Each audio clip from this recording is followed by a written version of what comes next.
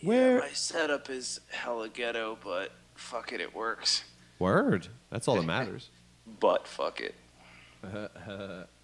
I don't need steam. With a watermelon condom.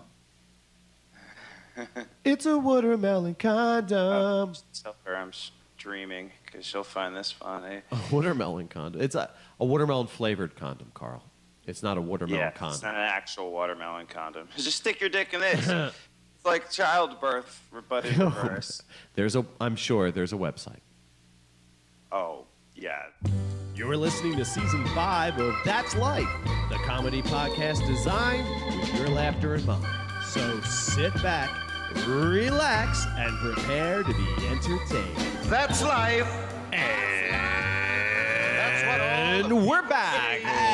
Yes, sirree. Yeah. It's another Dual City Double State episode. We got, as you can hear, Peter Von Longdonger. Oh, man, I'm long-donging it all up in his pizzazz. Oh, yeah. He's coming to us live and direct from the city of brotherly love, Philadelphia. Right, live from the 215, baby. That is correct. And from the heart of the Emerald Dream, deep in the woods of Millville, comes Carl Henry. Here I am. We're here with episode number 116, Pete. Wow. 116. Look at us crazy fuckers go. I know. But we're back. We've got all kinds of exciting stuff here today. We've got some mixed media review. We got a whole heaping pile of weird news. Yes. And I got a juicy plug. I ran into none other than Dana L. Parisi, Esquire, my former foe attorney. And Saturday, she's doing awesome. And it turns out she is involved in this nifty site where her and a few of her friends, they watch all different kinds of movies, and they count how many deaths are in each movie. There's all sorts of different rules, but check it out. Counts as a death? Yeah. It's for example, if you die and turn into a zombie, that counts as a death. Okay. If you're killed as a zombie, it does not count as a death. Because you're already dead. But if you come onto the movie as a zombie and then you get killed, it counts as a death. So you can basically only killed once. Okay. It's like you only live once? No, you only die once. Like RoboCop, he dies once and then is brought back. Interesting, but there's a lot to it that you wouldn't think of as a death, or little things like how many people died in The Princess Bride? 0, because it doesn't count fiction within fiction. So because it's a story being told. Exactly. So nobody dies. It's just the grandfather and the son in the entire movie. If you think about it, it's fiction within fiction. Those clever rascals. So it's neat. It's a neat little site to check out. If you have any movies that you want them to do that you don't see there, you can suggest it. So it's easy as hell to sign up for. Check it out. It's at bodycounters.com. We count bodies, so you don't have to. That's that's their tagline? Yep. Bodycounters.com. They do the Comic-Con circuit. They do all kinds of horror movie circuits and stuff like that. Good people over there, so check them out at bodycounters.com. I was just there. I just popped up to see her Saturday. She looks exactly like she did about whatever it was, 14 fucking years ago. Like, it was so weird. It was like a fucking time machine. Like she stepped out of a TARDIS or something. I'm like, that's pretty fucking crazy. I was like, are you Gallifreyan? I remember what she looks like. Then that's exactly what she looks like now. Pretty much still it, huh? Yep, it's good. Nice. It's good to be pale and Irish because you don't age. You never get old. Nope. But I need a push pin thumbtack thing. Curses. Sorry. Pete is doing all sorts of stuff and things where he's at.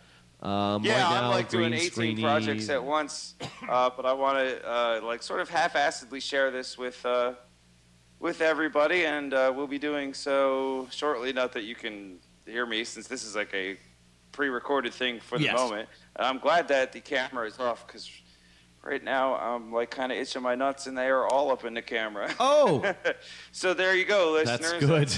That's a mental image for you, and There's that's a all you're visual. getting is mental. It's a visual that doesn't let go. That's right. But we got fun stuff here today. I'm starting to feel an illness coming on. I'm trying to fight it. Trying to fight as much as I can, because being sick when you're single is no fun at all. No, that's no bueno. No, you're there, or you're sick. There's no one to take care of you. No, you don't want to be around other people because you're single. It's like you're not putting forward the best you, really. Yeah. Dating you is not really good for the person because they don't want to get fucking sick because they are also single, ideally. Yeah. It sucks. Not only that, I would still be working like 50 hours plus a week. The fucking thing Sick, fell which off. sucks. Pete's thing came off. You shouldn't have scratched your nut so hard. Or is that what you needed the push pins for? Pete, what are you doing? Oh, I'm just trying to get some lighting set up, and it's misbehaving, but that's okay. That's okay. Of course it's okay. Everything's okay here in podcast land. That's right. Well, we've got some nifty mixed media stuff to jump into here while you fiddle with your whoozy whatsits and your thingamajigs. Whether it's movies, TV shows, video games, or books, we have the half-ass commentary you crave. It's Mixed Media Review. I saw a cute little movie called Digging Up the Marrow. Okay. Yeah. I'd spoken to you briefly about this when we were chit-chatting the other night. It's a neat little film. It's about this sort of it's this guy. He's a director who is actually the director, Adam Green. He directed and wrote it and all this shit. Oh, that's right. Yeah, now I remember. Yeah, he and he plays a horror film director, like a B-movie horror film director, and he gets approached by this guy named William Decker, who's played by Ray Wise. You may recognize him in he played the father in Twin Peaks, the father of Laura Palmer. He played the devil in the movie where the kid finds out he's the son of Satan. Kevin Smith, I think, wrote it. Oh, no, Reaper. Reaper, yes. Which I love that fucking movie, man. That series, excuse me. And it sucks that it is not anything anymore. Yeah, I think it only got like one season or something. Yeah, but it was so neat. Like how all good interesting things go. But you never can tell with Netflix and the way things are, and the way Kevin Smith is. Who knows if it'll come back? Yep, it's entirely possible. Here's hoping. But that was a cute idea. It was a neat thing. But yeah, well, so he's in it and he plays William Decker, and he totally fucking nails the role.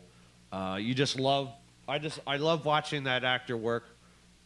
Ray Wise, whatever he's in, he makes it better just by what he does. He just has this odd sort of intensity. Even when he's not being intense, there's something about him. He's just got that certain je ne sais quoi. Yeah, or Ray Wiseian, if you will. So anyway, he approaches him and says, "Listen, I found I know where there are real monsters. There's a whole society of them, and it's a place that we call the Marrow, and I found one of the entrances to it." Okay. So they go there, and at first they think, okay, maybe he's a little crazy, but then they see their first monster, and they're like, holy shit.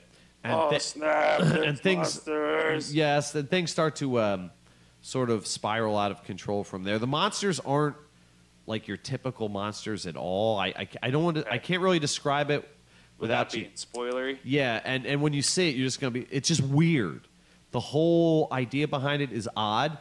Well, that's not necessarily a bad thing. I mean, the way it ended, I would have loved to see this get the story become more expansive, to get bigger.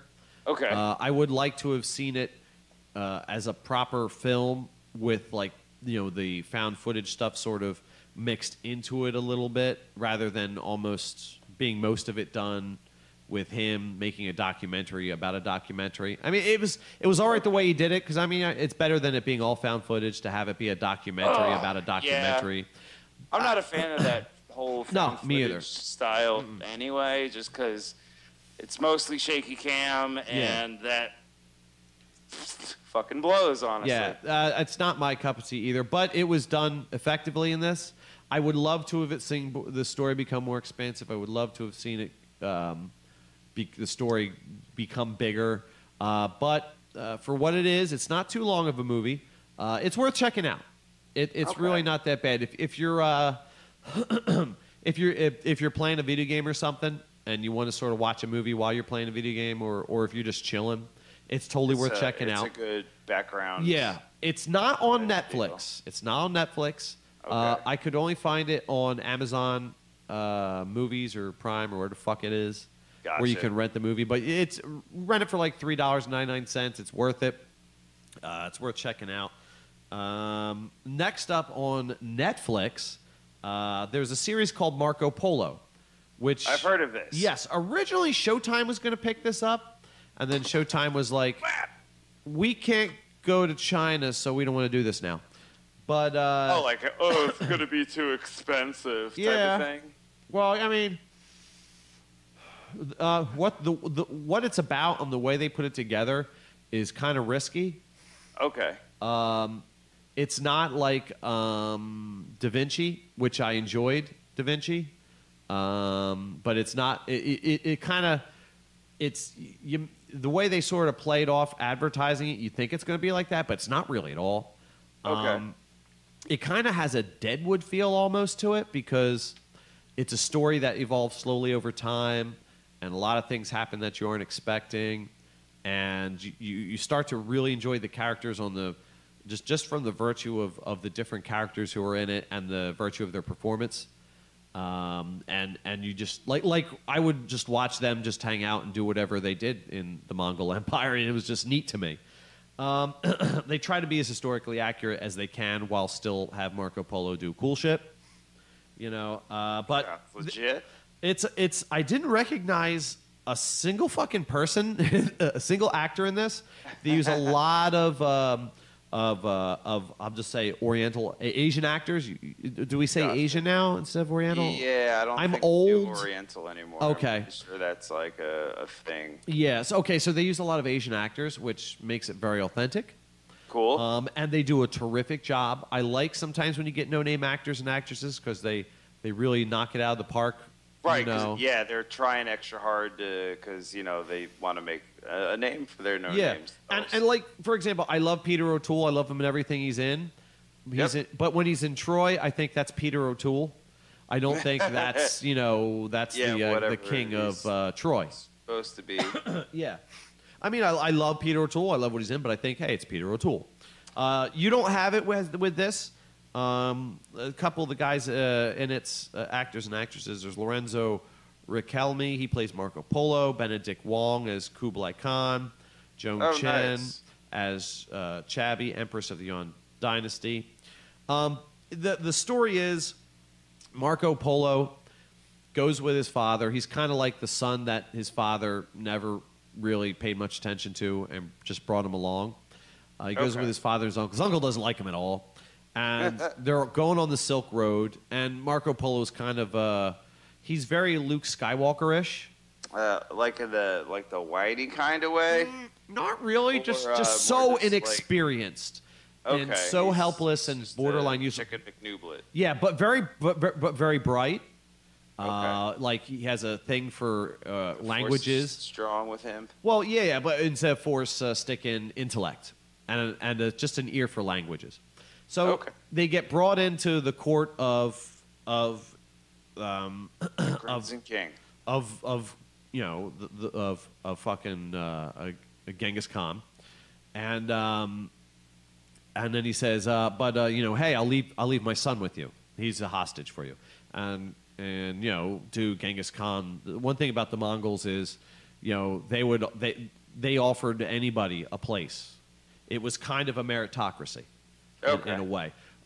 Yes, they were fucking brutal as shit, but if you capitulated and joined the empire, you could actually make something of yourself within the empire.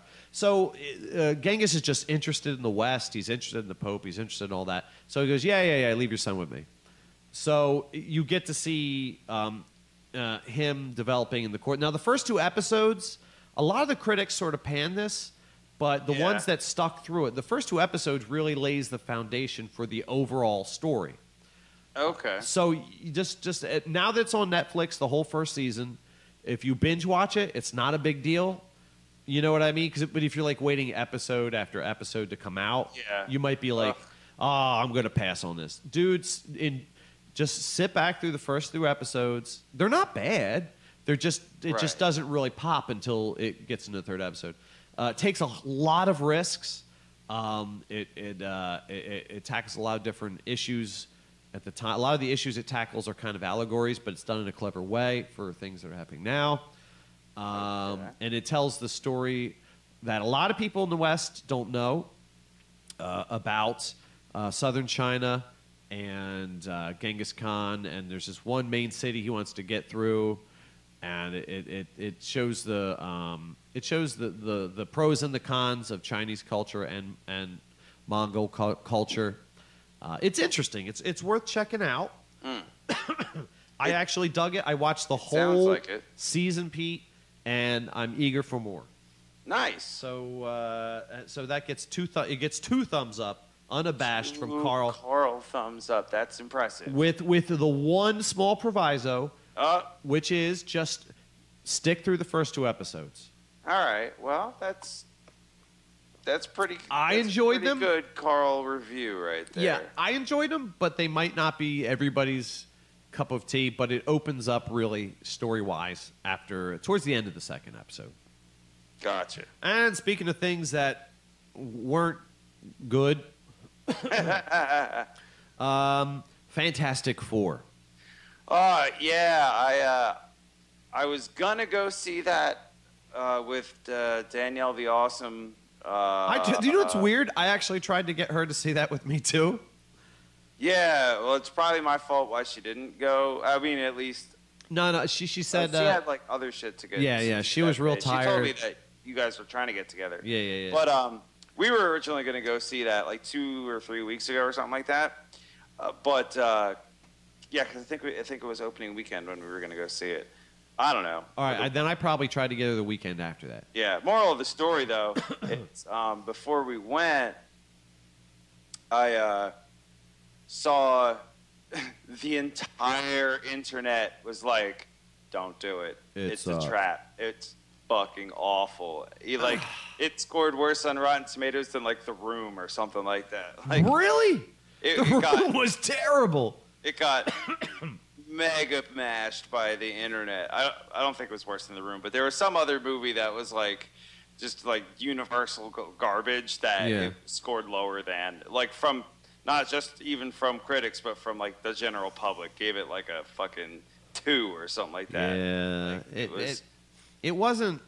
Everybody said it was good.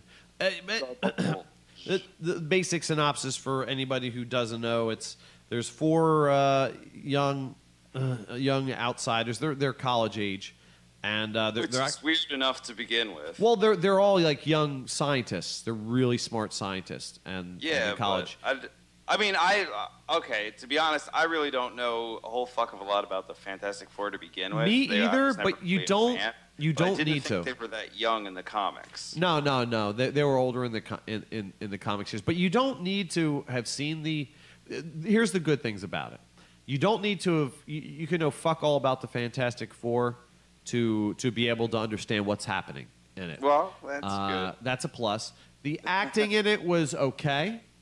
Better than any of the other Fantastic Four movies preceding it. All right. That was the effects were decent, but that doesn't matter in modern movies anymore. It's a rarity when effects are bad. Kind of look not fake as shit, and you're all right. Now, I found out the story behind this, how it ended up sucking, because I'm watching it. I'm like, dude, the tone is all over the place in this. It starts off. Didn't it have like 18 different writers or something like that? Well, that's the thing. It started off like the first 2/3 of the movie. It's kind of a darker movie. It starts off with a lot of the main characters as kids, who just have a hankering for science, and it kind of tries to develop their characters, and then they get accepted into this university, which for gifted scientists, and that's where it sort of picks up again.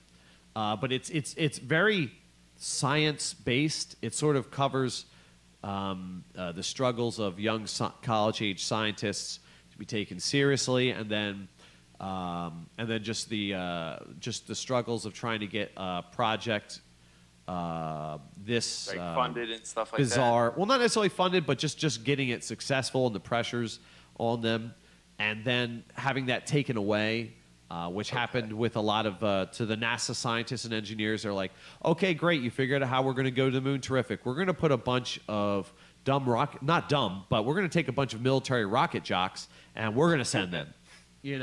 And how that makes the visionaries and the scientists feel, and they sort of address that. And so they're sitting there getting drunk because they're kind of celebrating. It's just four dorks, right? And they're just like, we succeeded, but why should they get all the glory? No one remembers all the engineers and scientists. Why should they get the glory? We should at least go to this dimension and check it out and just plant a flag. What could go wrong? Yeah, well, and then things go wrong. So the tone of it is kind of a little darker, a little more. It was. I want to say. It had that science tone to it that you got in The Adventures of Buckaroo Banzai. Yeah. Where it's so fringe science that it almost doesn't have to get into it too much, but it kind of does. It's weird to describe. Again, this movie was obviously this director had this vision, he had a story, and he started putting it together, and it was almost done. And the studio saw this and said, what the fuck are you doing? We want, Avengers. We want Avengers. We want comic schlock. Come on, kids won't like this. And the director got real pissed. It was the director of Chronicle. Yeah. And he got... It's actually good. Yeah, and he's like, look, I'm trying to do a little unique thing here. And they said, well, we're Hollywood. We don't do unique things. We don't do unique in So Hollywood. they started editing it. They went for reshoots. He got pissed as fuck. He's like, you're butchering this. You're turning it into shit. And so he would just get drunk and hang out in his trailer. He would not participate at all. So Hollywood did what Hollywood does. And it ended up like it did. So like the last third of the movie, almost quarter of a movie, it just becomes shit. Like real shit. So if you want to see how a potentially good movie can be destroyed... then it's worth checking out. Just don't pay for it, because then you'll actually be rewarding the studio who butchered it with your money. That's too bad. It just ended up being stupid, and because of the way they hackneyed it up, it lost its tone. It was all over the place with tone, and in the very end was such. They tried so hard to rip off the end of the second Avengers movie. I mean, dude, it's like note for note, except instead of note for note, but instead of playing the tuba with their mouth, they played it with their asshole. It stunk, and it's just that's too bad. I'm like, why? Come on, why? You didn't know. Damn it. So rather than be something interesting and unique, and maybe not a blockbuster, incredible thing, but just an interesting take on it, it turned into schlock. So that is a shame. That's my fantastic, not so fantastic as everyone said. Yeah, for. Not quite fantastic for. Like, who's the? Isn't Doctor Doom the bad guy in that? Yeah. And I saw a picture of him, and it just looked bad. Like, totes not looking like even remotely close to the comics. Well, no, they didn't really. That? Yeah, they didn't really go for that. They weren't really going for the comics. Really? Yeah. Well, yeah. And again, I mean, I see that's the thing that maybe that's what disappoints me the most is that they it was such a cool idea to have an updated spin on it and be more sciencey. Like, they didn't just get hit with gamma radiation. They went to a different dimension. That's fucking cool. Yeah, that was neat. When they go to the dimension, there's it's like almost like they don't go into it too far, and they probably would have if he could have finished the movie. Yeah. But they see like the whole planet. It's almost like there's like a strange like greenish energy, and they're not sure what it is. And the thing is that Doctor Doom, which originally his last name wasn't Doom, in the Right. version of the script that he had, because they're just like, no, that's not. Why would I even? It just sounds silly. You can't make that. Yeah. You can't have the guy's last name be Doom because it didn't match the tone. But then they said, no, he's going to be Doom because people are stupid.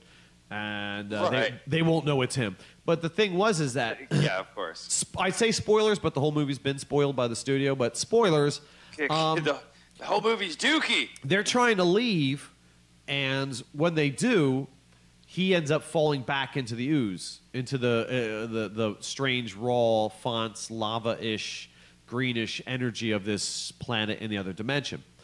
And but so they assume he's dead. They end up leaving him there. And I think it's then they get back and everyone's affected by these weird powers. And Reed escapes, and like he sees the thing, who's his friend is like he's like crawling because he can stretch. He's crawling through the air ducts. Yeah. And they're in this weird base. They don't know where they are. And he's like trapped in a room, and he keeps like crumbling into himself and becoming rock. And he's like, "Help, please, Reed, help!" And he's like, "I'll get help. I'll get help. I don't know what to do." So he's like, "I'm going to get help. I promise." And he has to escape. So he kind of abandons his friend. Again, that's not That's like pretty weird. Yeah, but it was kind of like dark and kind of desperate in a way. Yeah. Again, It's taking just different, chances. taking the risk. Yeah, and I was like, okay, this is kind of neat. And he escapes and spends a whole year trying to rebuild off the grid a means to get back there so he can study this elemental ooze, whatever this energy is, so he can cure his friends. Yeah. And they end up capturing him because they're like, hey, you know a lot of top secret shit. We caught you, ha ha ha. And the Thing ends up working for the government because he gets to control his power. And he's like, hey, I'm an ugly thing, and at least these guys kind of respect me for it, And the same thing with the Fire Guy. Fire Guy's like, hey, I'm on fire. Fuck I you. believe is what they call him. And the Human Torch or whatever it is, I don't even remember now. That Fire dude hot fella. He's actually the son of the administrator for the program. He gets involved because he's really smart, but he's also kind of like Dad is always spending his time with his program, so he's not noticing me. I'm going to be a rebellious kid. So he ends up losing his car, and he's like, look, son, you're going to end up in jail. Just look, you want to spend time with me? Spend time with me. But you got to be part of this project. So that's how he gets on board. So it's kind of, there's a reason for him to come together, and that's kind of neat. So he like sort of finds his place where he's like, hey, I'm Fire Dude. I got a fucking purpose. So he's coming together. The chick is she's like dating Reed, right? Well, no, she doesn't. They kind of have like a sort of thing for each other, but not entirely. It's not explored because he abandons them. Dude, Reed abandons them. So they're like, fuck you. You want to? He's supposed to be married to what's her dick in the books. Yeah. You don't even fuck with that. They don't even fuck with that. So again, taking chances. Wow. That's a chance. And you know what? I think if he could have seen this through, it might have kind of paid off. Because he comes back and he has to earn their trust again. They send a team of military guys to go explore this place, and then they find Doom, who's been there for like a year, all merged. The reason he looks so fucked up is because when he fell into it, he kind of merged with his spacesuit kind of thing. Yeah. And he's just been like part of this planet and this new dimension. And he was like kind of the rebellious teenager, the nihilist kind of guy. Right. He was like really, really, really, really smart. So he and Reed, he could never solve the problem that Reed could solve. So there's a grudging respect. But whereas Reed's the pseudo-hopeful one, he's sort of the nihilist. So he ends up on this planet, and so he kind of like goes native, if you will, to this dimension. So he comes back, and he's like, fuck you, I have power. Dude, he's exploding. He's just walking through, blowing up people's heads, splattering everywhere with gore. We're talking about, right? Yes. Yeah, okay. So I'm like, holy shit. For some reason, I missed the who it was. Oh, yeah. Wait a second, that's got to be the. He's the Doom guy. So that's why he doesn't really. He's the Doom guy. Yeah, that's why he doesn't really look a lot like the traditional Doom guy. Is because, he's like in a tattered. He has tattered rags for his cloak, and because it's the tattered remains of his suit, and he's like all partially like rock and metal and shit. And that's what makes this so that much more disappointing, because that sounds fucking rad. Yeah, dude. I was like, this could have been. So here's what I took away from this. This director, if Hollywood's a bunch of cunts, hopefully he'll go indie again and make another really neat, interesting movie. Yeah. Or maybe someone in a studio with some balls and some clout. Will say, hey, Hollywood people to fuck off and say, I want to see what he can do with another property, like, fucking what Gunn did with fucking Guardians of the Galaxy. Yeah. You know what I mean? Who takes a property that is just like, it's a Marvel property, but no one really cares that much about it. But put their own thing into it and made it interesting. I heard that Ant-Man was actually good, despite its multiple directors. Oh, yeah. No, Ant-Man? I didn't prepare anything for Ant-Man. I probably should have. But Ant-Man is worth checking out, dude. I'll tell you right now, things that I went into it having against it, I found out Paul Rudd played the lead. Yeah. And I love Paul Rudd's writing. I love his comedic work. But there's just something about him, his performance in everything I've ever seen him in, that just doesn't click with me at all. Yeah, I'm not usually a Paul Rudd fan. And dude, I don't want to hate on him, because his comedy and his writing is fucking awesome. It's hilarious. But there's something about his performance I don't click with. I don't know. Maybe it's because he's too cute, too good looking. And I don't hate good looking people, but I just don't. At the same time, fuck those guys. But no. But I don't like to be like that. I just don't know what it is. I can't put my finger on it. But so I went in kind of a little prejudiced against it. But he won me over 100,000%. His performance was great. Michael Douglas was in it, and they had this fucking chemistry, which was so odd, but it worked. The script writing was great. The comedy that was in it was great. It was serious and dark enough that you took it seriously. The comedy was put in the right spots. It was actually pretty fucking cool. Dude, I liked it. And it hit me in the daddy feels, because he got they're not really spoilers, but he plays a guy, he gets out of prison. He was like a hacker guy. He worked for this big software company that he found out was doing some dirty shit. So he turned it around, and he gave everybody back their money that they ripped off. And then he got caught. So he went to jail, and his girl left him. So now he's got a record. No one will hire him for the skills he has, because he's brilliant. So he's like getting jobs in fast food. His girl moved on and married a cop, and he just wants to see his daughter. But he's totally failing. He's like, look, if I want to get my own place, see my daughter, I got to do something. So he gets back in with his criminal friends, and he's like, I'm going to do this one job.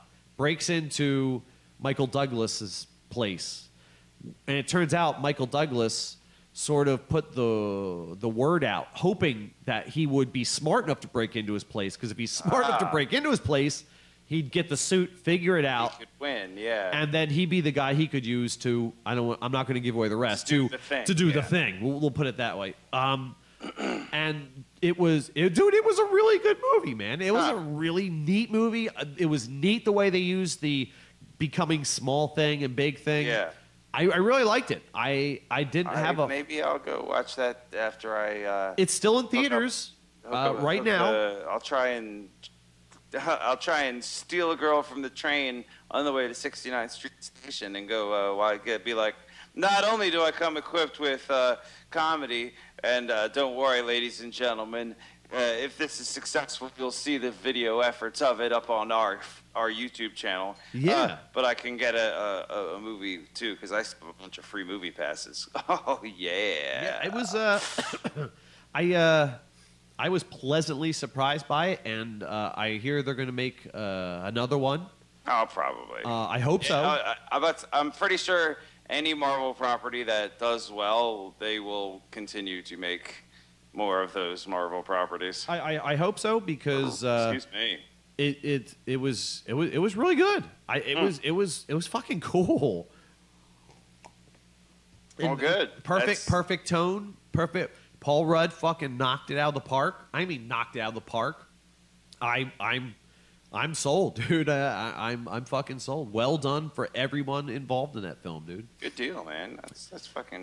That is some good deals. Fuck yeah. All the deals, If they are you good. do you have any media shit you want to throw in there? I certainly Disney do. Okay. Lay the details on me. I saw Pixels as well. I have seen that. What was your impression on Pixels? Because I've already gone off about it. I thought you saw it with the kids. Yes, I did. Yeah. Yeah, but I've already gone on about it. So anyway, so the story behind that story is my buddy Alan, the other half of Forge Dragons, and I got together, and we were going to go see Mission Impossible Rogue Nation. Which was pretty cool as well. Which I'll get to next, because I saw that as well.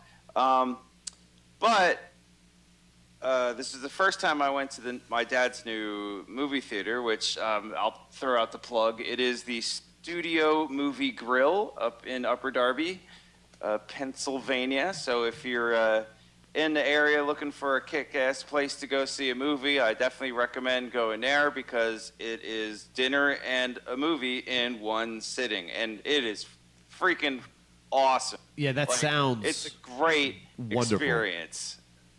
It's so much fun because, first of all, their goal is to have the cheapest movie tickets in town. You know how much it costs to see a movie there? I have no idea. $7. Okay. It is $7 for a movie. Like, that's it. I mean, 3D movies I think are like a couple dollars more. Well, but yeah.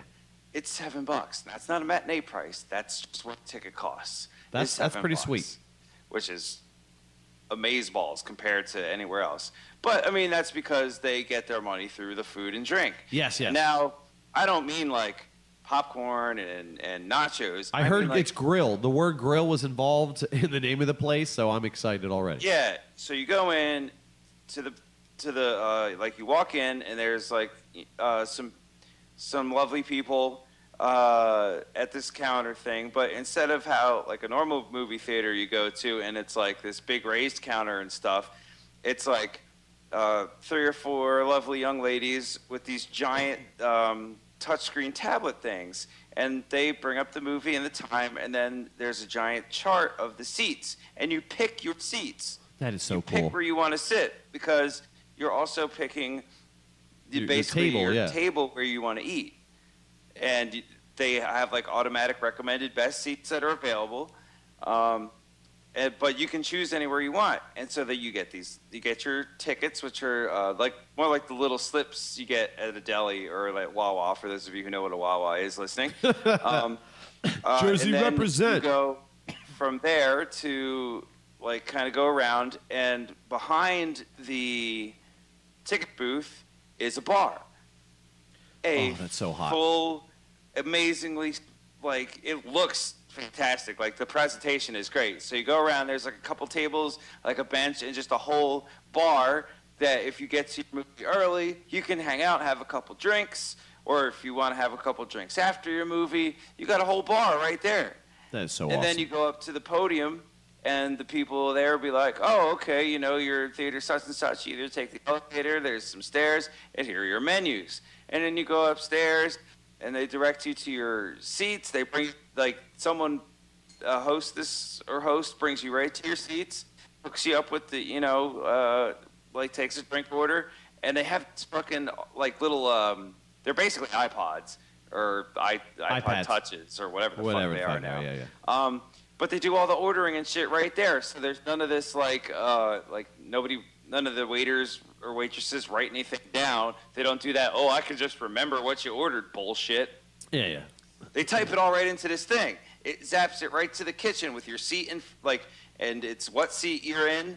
So the only way an order gets fucked up is if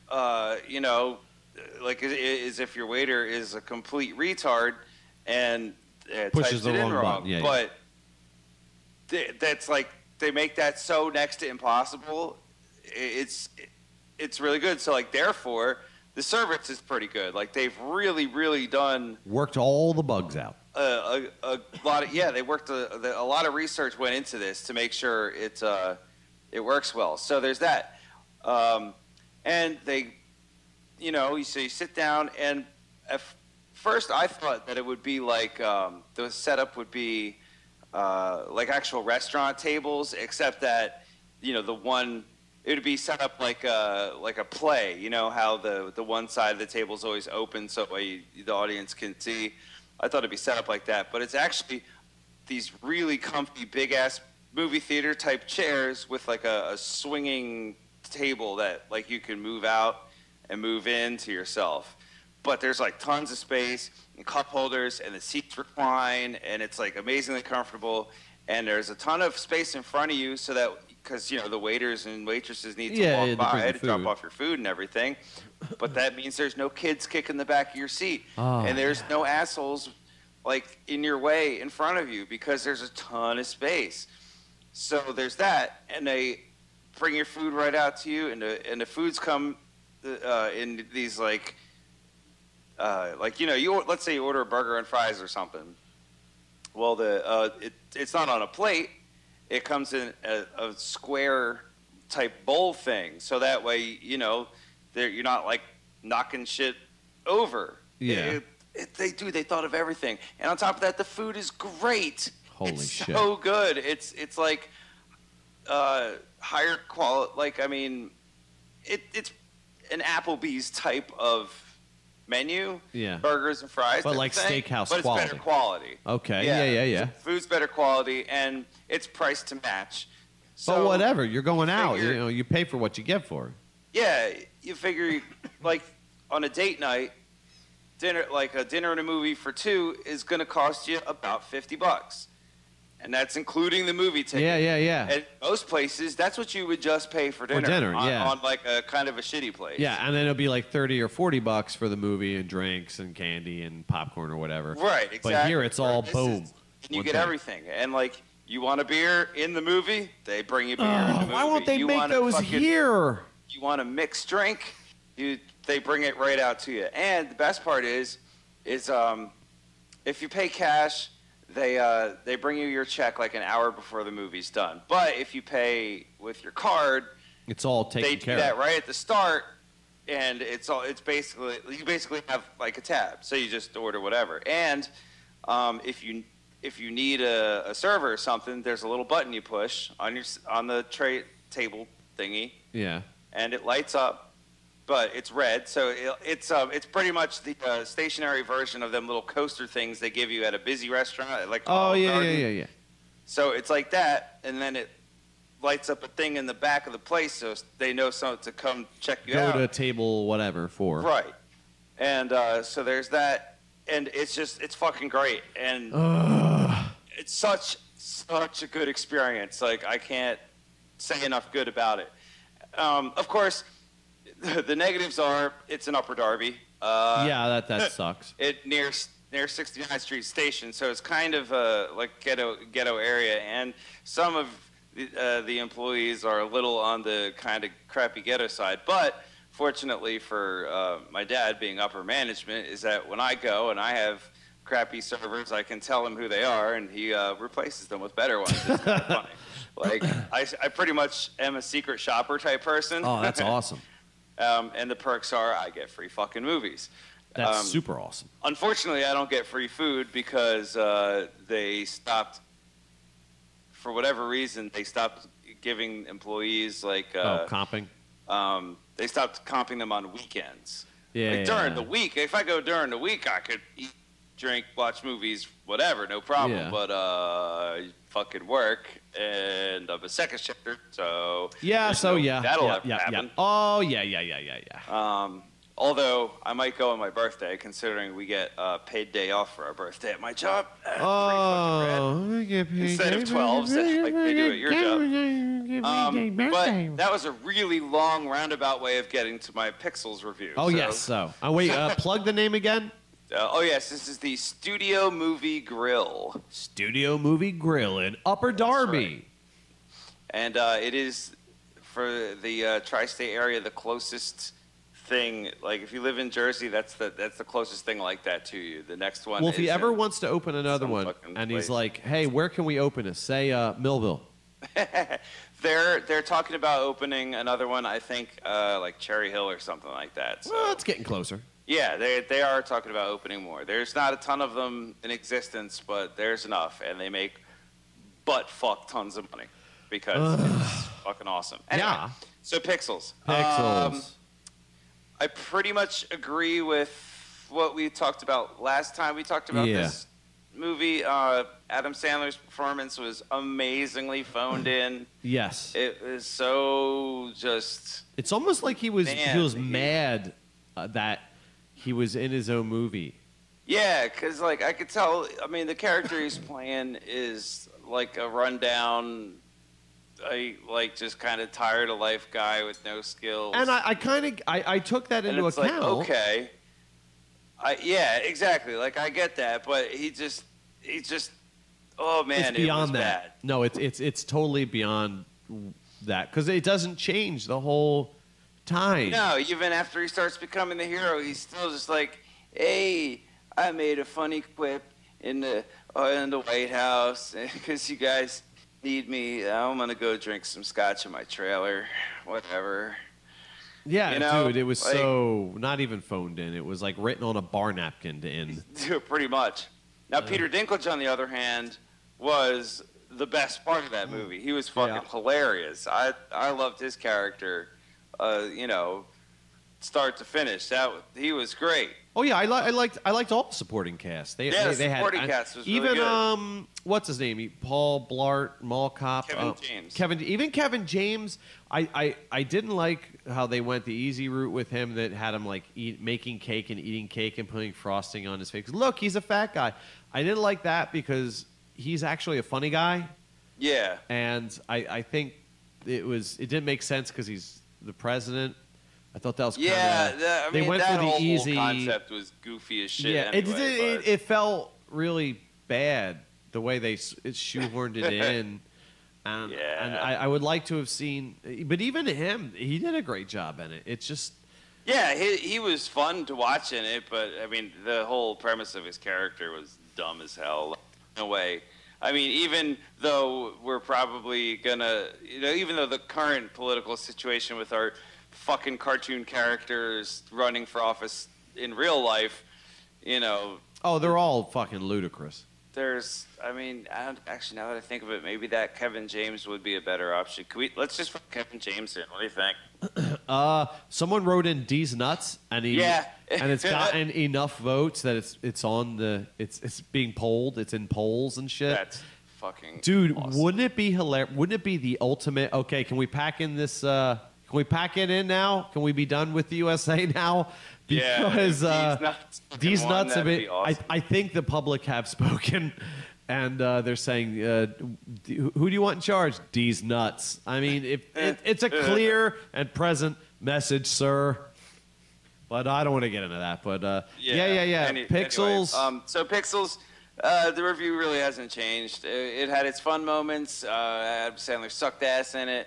It could have been so much more if we could have gotten Waterboy energy or fucking Happy Gilmore energy. Or actually, from Adam really, Sandler. just any energy would have been great. Yeah. Or just start off kind of down his luck, and then like a protagonist in a film is supposed to do, just start to grow, and then end up with the energy and the hero, and he ends up with the girl and saves the day. That's the tone of the movie.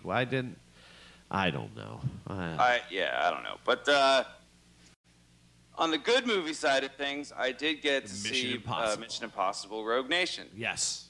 Um, Saw that with Erin because my just turned 7-year-old daughter. She C-13. That's is it PG-13? Oh no, Yeah. it's PG-13 because there's lots of explosions and shit, and it's and just fist violent. fighting and guns. But no, yeah, we went to go. She saw the. We were seeing Pixels. We went to go see Pixels, and they had before the trailers they had like the making of Mission Impossible. And where Tom Cruise actually did that stunt. When he's on the side of the plane, that was actually him on a real plane. That's crazy. Like he had to have special contacts in his eyes because it takes off so fast with the rockets. Yeah. He would have been blind, but he's actually attached to that plane. Holy That's shit. real.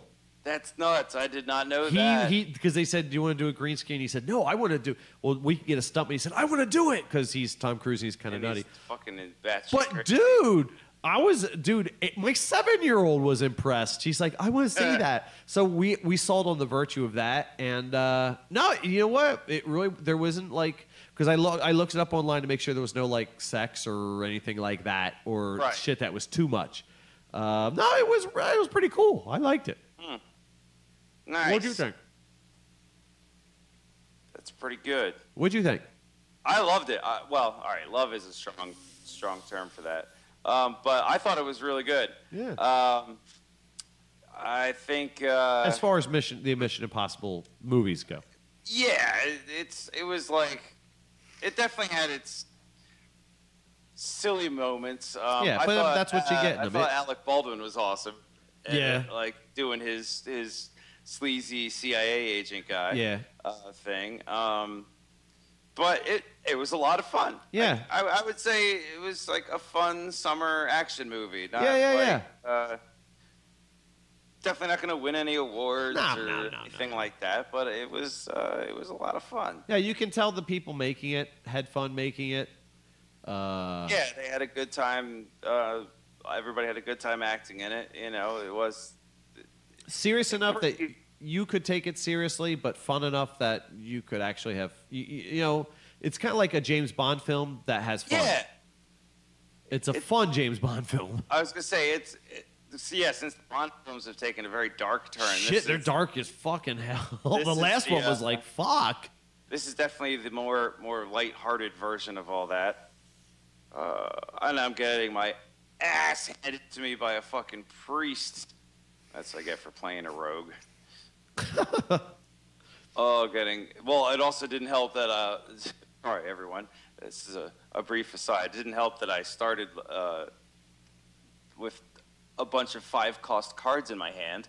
That always sucks. Goodness. Oh yeah, for the listeners who are listening to this afterwards, Pete is live streaming this while he's playing the Hearthstone. Yes, this is true. I am playing the Hearthstone. This way, and we're going to try to do something along these lines for future episodes so that you could actually listen to the raw, uncut version of us, which is, I guess is kind of neat. And you can hear it live, which will be neat. And eventually maybe even send you messages and questions and stuff along those lines. We're working the bugs out for that. But yes. By we, I mean Pete's doing it. But it's in better hands that way. I do have one more mixed media thing. It's really, really short. Fine. I didn't know this was happening. I knew there were new Aqua Teen Hunger Force episodes. I felt like I don't know if it was last season or season before last. The episodes were kind of okay, but the last season they pulled out all the stops, and they're fucking hilarious. They're everything you ever loved about Aqua Teen Hunger Force. Oh, damn. And it's so long since I've seen Aqua Teen Hunger Force. Well, you should watch them because they're done now. They're not doing it anymore. They actually had their real last episode. They tie up all the loose ends, and that's it. That's the end of it. They really did the end of it. Really for real done. For real. As they say, the last one forever, and this time we really mean it. And when you watch it, you're going. I have to admit, because they were talking before they aired the episode. They're like, because it's been 15 years they've been making these. Yeah, it has been a long fucking time. Yeah, and I didn't realize that. I was like, really? Holy shit! It has been that long. And they're talking about before the show about when you were a teenager going to school, you watch this. When you lost your virginity, you watch this. When you got your first shit job, you watch this. When you lost your first shit job, you watch this. But I was like, wow, I got a little bit of feels here. This really is the last one, and it is. Dude, the last season's great.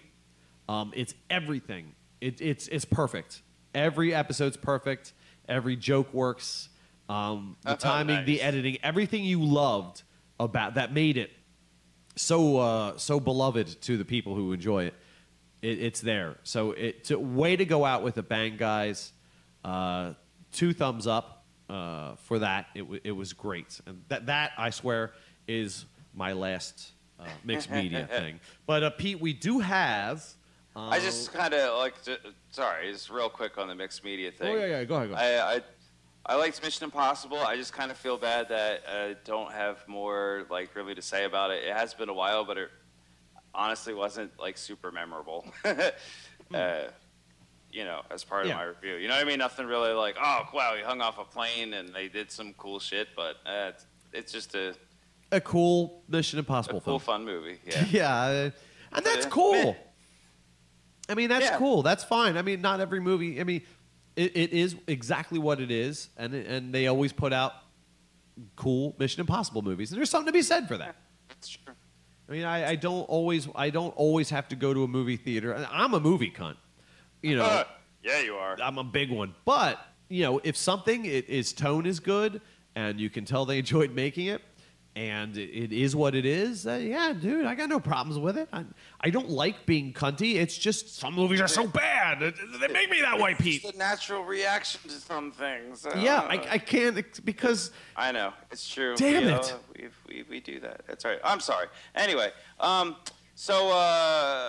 before, in the pre-show, when we were pre-showing... Yes, we were. I heard some rumors.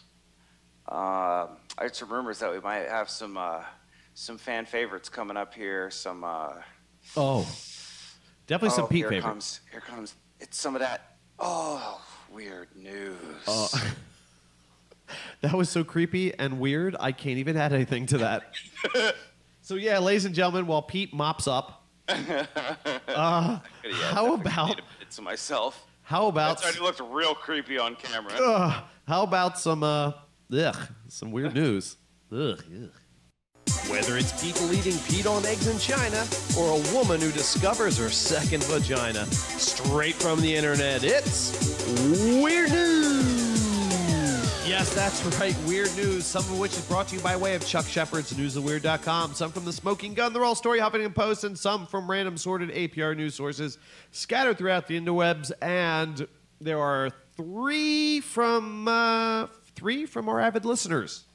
Oh, nice. Suggested to us via the Facebook message stuff thing. That is awesome. And Thank yes, you, whoever Pete, listeners. Pete, your segue was so unsavory. I feel I should have been wearing a watermelon-flavored condom. Yeah, you probably should have been. A callback for those who are watching and listening to the live streaminess. Pete was... No, I was definitely not streaming at that point. Oh, never mind then. That was a callback for our own personal hilarity. Maybe if I can find it, I'll put it in the pre-show.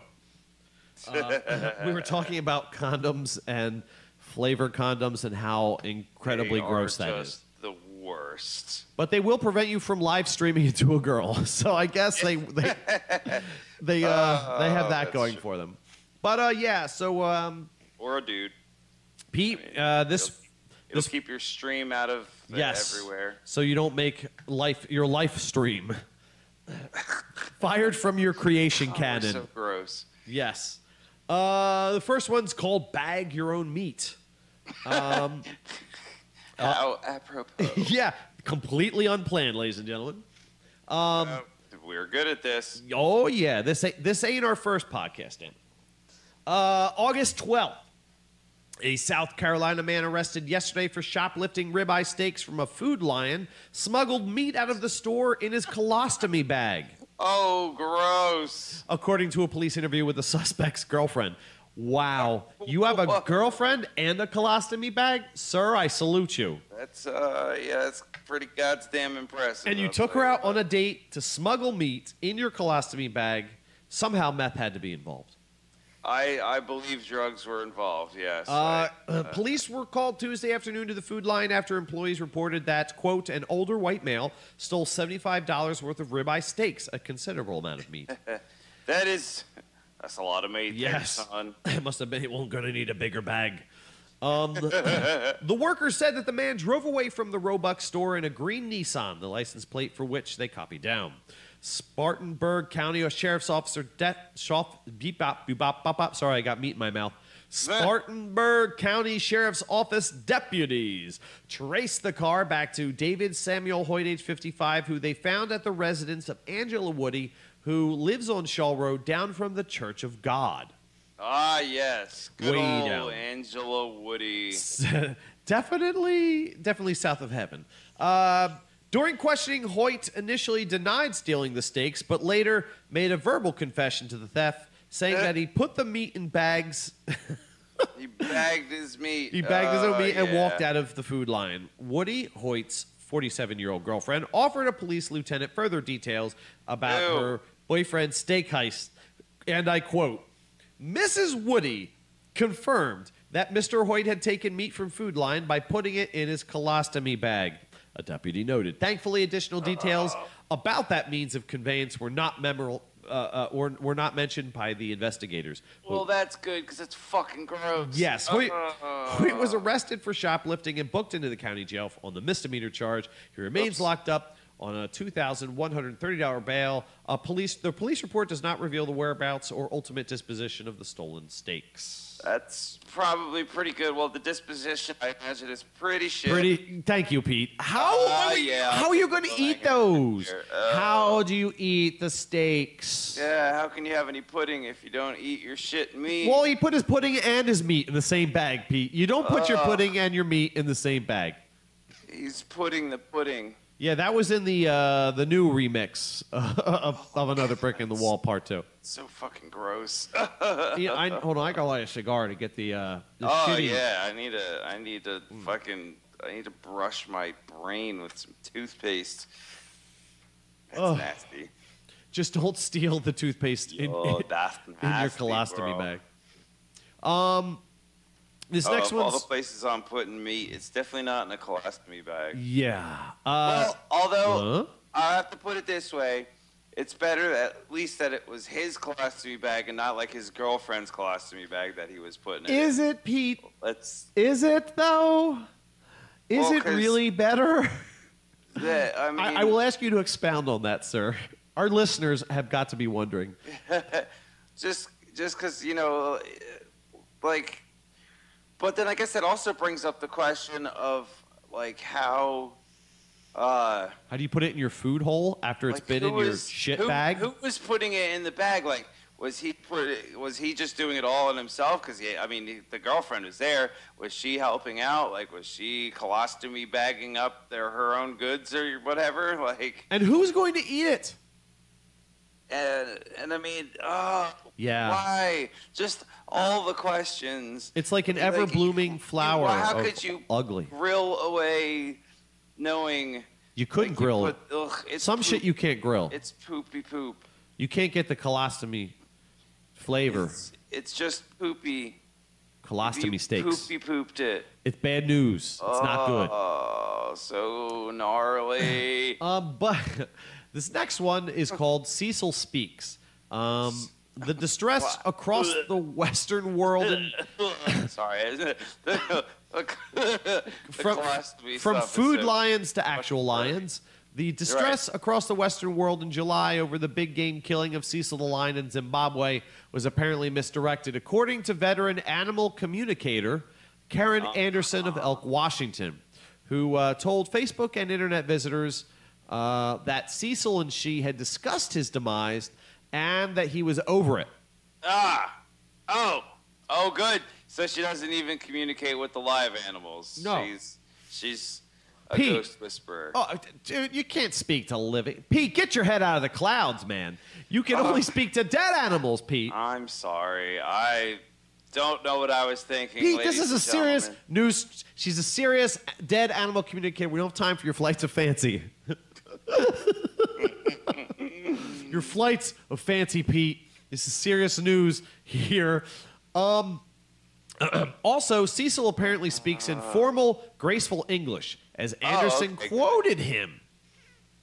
According to the Independent News, quote, "Let not the actions of these few men defeat us," spoke Cecil posthumously, or allow Okay, I'll go with that. or allow darkness to enter our hearts. I am grander than before, as no one can take our purity, our truth, or our soul.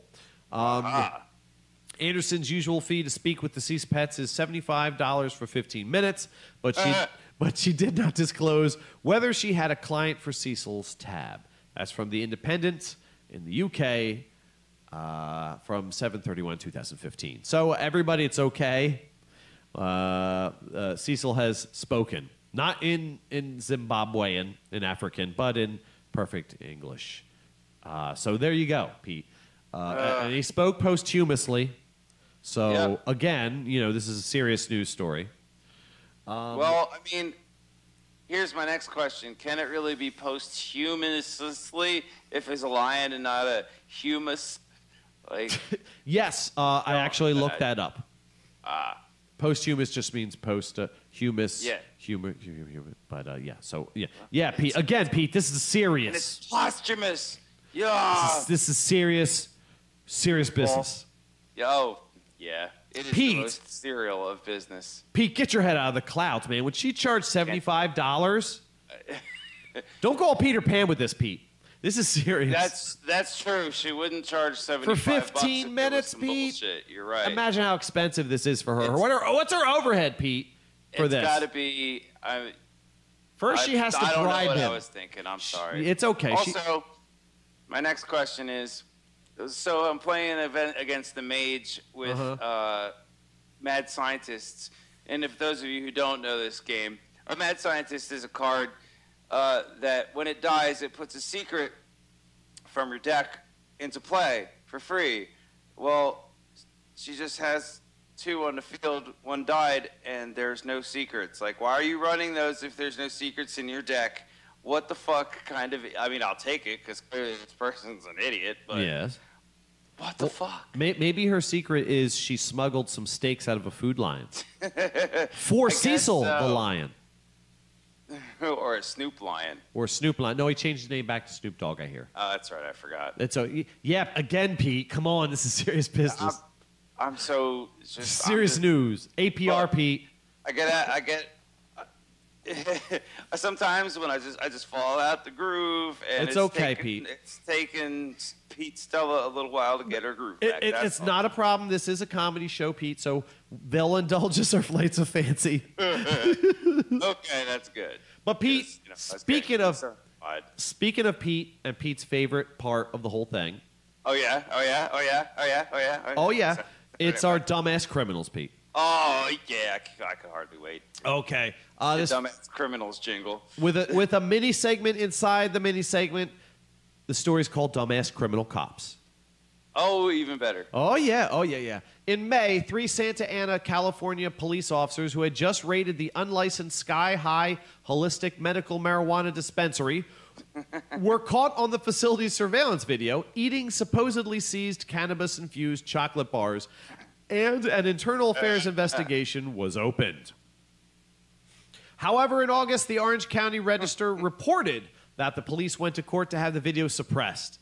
Their familiar legal argument is that the video violates their right to privacy, in that they had purposely disabled the cameras before they began munching the contraband and thus had the requisite expectation of privacy that triggers the right. Evidently, they did miss a camera from Orange County Register from the 3rd of August. Wow. Hey man, nobody was supposed to see us eating that shit. So not very good cops, and even worse, dreadful, terrible criminals. Yeah, Yeah, right. Oh, that's great. This next one's Enclaves Gone Wild. On August 1st, one of the world's weirdest border disputes came to an end as India and Bangladesh exchanged more than 160 enclaves. Now, this is weird shit, Pete. You're not going to believe this shit. Okay. Sovereign territory, which is completely surrounded by the other country's sovereign territory. In principle, it makes traveling out of enclaves impossible unless the enclave had an embassy or another office that issues visas. In fact, Pete, it gets even more. What the fuck? It gets more Inception-esque. There was one Indian conclave, the Dahala Kagrabari, which is completely within a Bangladeshi enclave that is also completely inside an Indian enclave inside of Bangladesh. Wow. So you would need like 4 visas to get out of this place to get to a country that isn't so convoluted. Oh, This is from the Washington Post, the 1st of August. that's fucking nuts. Here we are. Kind of defeats the purpose is our next one. All right. Green-fingered residents can show off their hard work each year at the Quedgelly Show in Gloucestershire, England, entering arrangements of colorful, plump, garden-grown vegetables. However, attendance has been a little off in recent years, reported the Western Daily Press, leaving the show's future in doubt until organizers announced that this year, to increase their number of entries, supermarket-bought vegetables could be submitted. This is from the Western Daily Press. Again, kind of defeats the purpose. Yeah. But it works great for our purposes. That's fucking hilarious. Yeah. All right. Now we're going to get into the proper dumbass criminals. All right. Because due to an error in editing the way these stories were, we had a couple normal ones in there. Sorry about that. Oh, That's okay, though, Pete. Here's your favorite. Pete's favorite. In fact, if I was going to build this, it would be Pete's favorite dumbass criminals. All right. And we could eventually do a show where it's Pete's favorite dumbass criminals. Oh, there you go. I get the favorites and favoritisms. This is actually, these are actual dumbass criminals who committed crimes and got busted by the sheer virtue of their dumbness. Rad. Judge Roger Bartow of Waterloo, New York, Village Court, was convicted in August of staging a fake assault on himself to convince doctors to prescribe him pain medication. Oh. Officers arriving at the scene found Bartow lying on the ground with a shattered porcelain toilet tank lid nearby from, he claimed, being smacked on the head by a mugger with a toilet This man was crushed to death. However, doctors found an So apparent Boondock Saints. flaw in his ruse, Pete. Oh, they did? They were able yes. to He had come up forgotten with- to actually hurt himself during the attack. And as medical personnel had found no mark, cut, or bruise anywhere on his person, he didn't even get the pain medication from Syracuse.com. He broke so he broke his toilet over Nothing. presumably something else, Yes. maybe the other part of the toilet. Claimed it was a mugger, And- got the police involved, went to the fucking emergency room, and they checked his entire body and couldn't find a single fucking mark. All just to get pain pills. Dude, he arrested enough fucking drug dealers. Yeah, for all that, you'd think he'd have a connect or two lying around somewhere. What the fuck is the point of being in criminal justice if you can't be a little bit of a criminal? For reals. I mean, this guy sees dumbass... No, a criminal. No, this guy sees only dumbass criminals. Surely he must have known not to become a dumbass criminal himself. He's a dumbass criminal, Pete. Another one. Holy shit! You know, you put away enough dumbass criminals, and you'd think that you'd learn to you could learn from their mistakes. You know what I mean? Not this guy.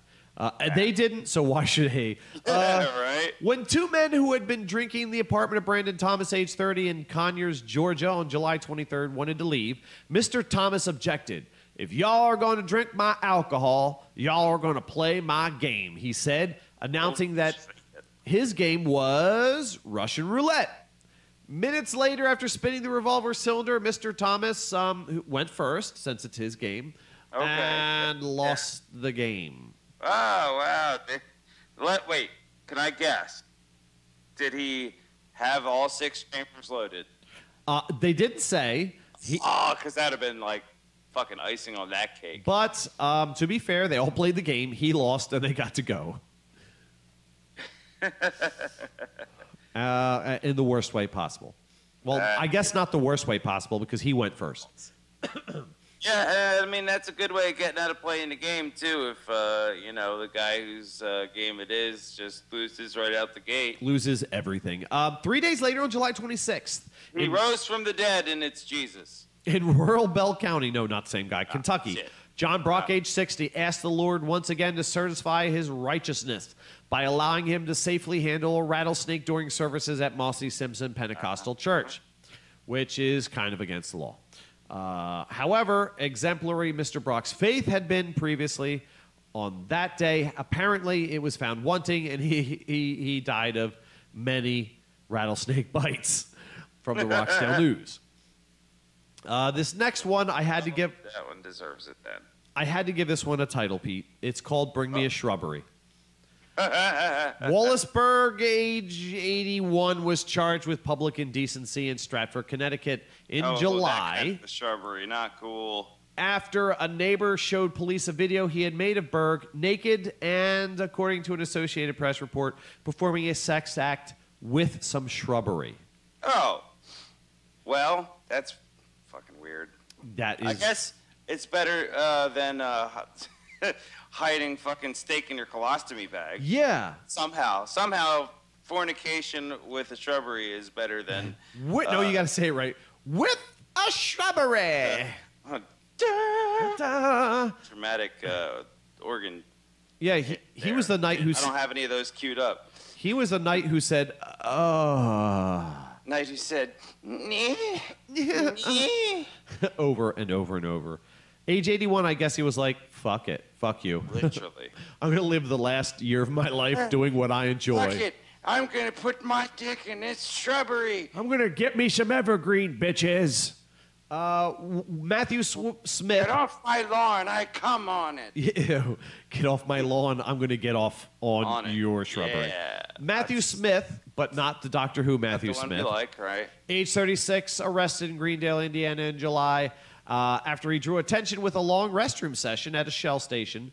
Police confronted him about the white powder on his nose, and Smith sheepishly handed over the minutes ago removed pills and cocaine. But he had also extracted, inexplicably, a fishing bobber, a screwdriver, and an open tire plug kit from his ass. What the Yes. actual fuck? Yes, because it's where he extracted him from that makes the story a little notable. Yeah. What? Yes. Yes. A fishing bobber, a screwdriver, and an open tire plug kit. From his ass with drugs. That's some flavor of special right there. Yes, that's from the Associated Press via Hartford Courant. That's a real story. That happened. The only APR fucking vetted news sources here, which makes us an official news. We have a news program, Pete. We are actual media people now. I looked it up. Wow. That we are reporters now. Sweet. We report on on APR news sources. We could say we are APR news reporters with That's Life podcast. We could say that. We could go to a news conference, Pete.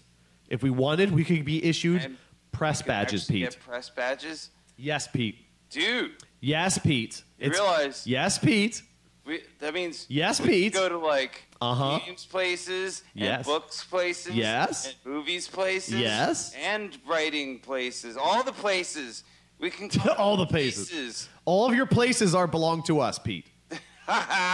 So it's official now.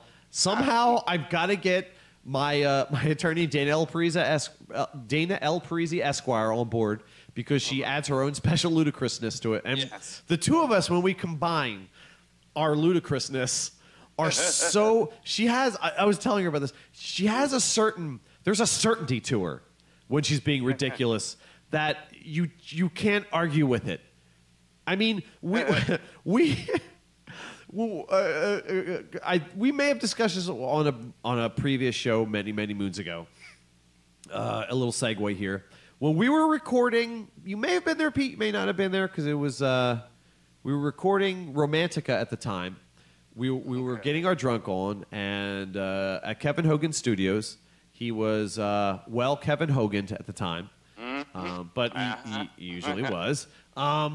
And we had I never remember what we put on the cards, but I remember we made her lawyer, we made her attorney, like business cards that say Dana L. Parisi, Esquire, and with like her email address and shit like that, all the looking all neat. But the little flavor text on it was, "Skip to the brass tacks. ...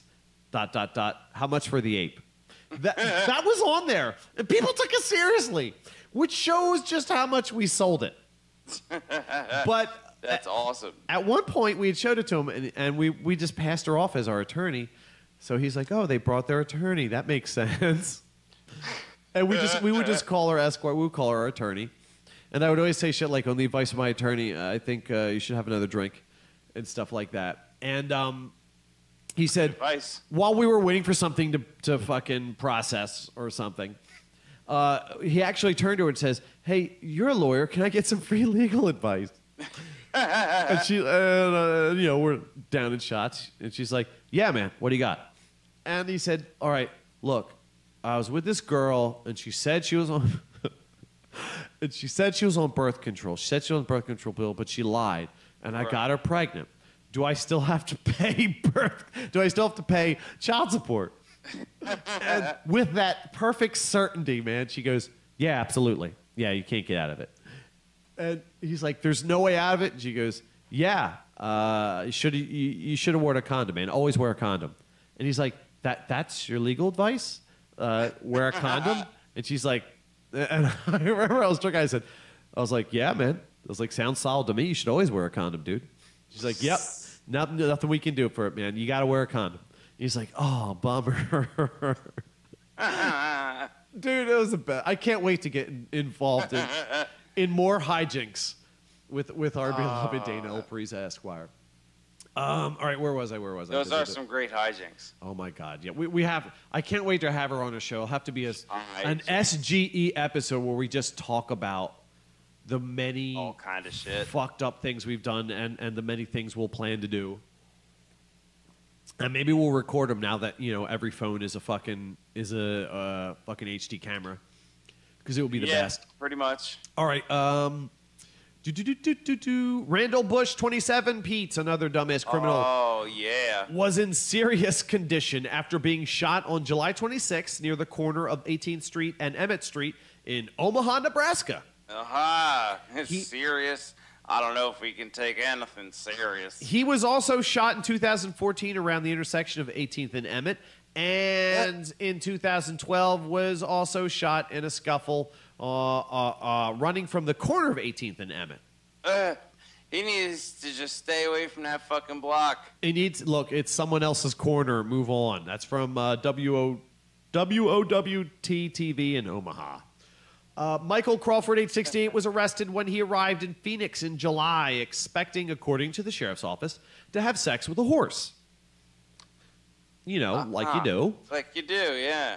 Crawford had allegedly posted an online ad seeking horse owners who would allow him access for brief flings.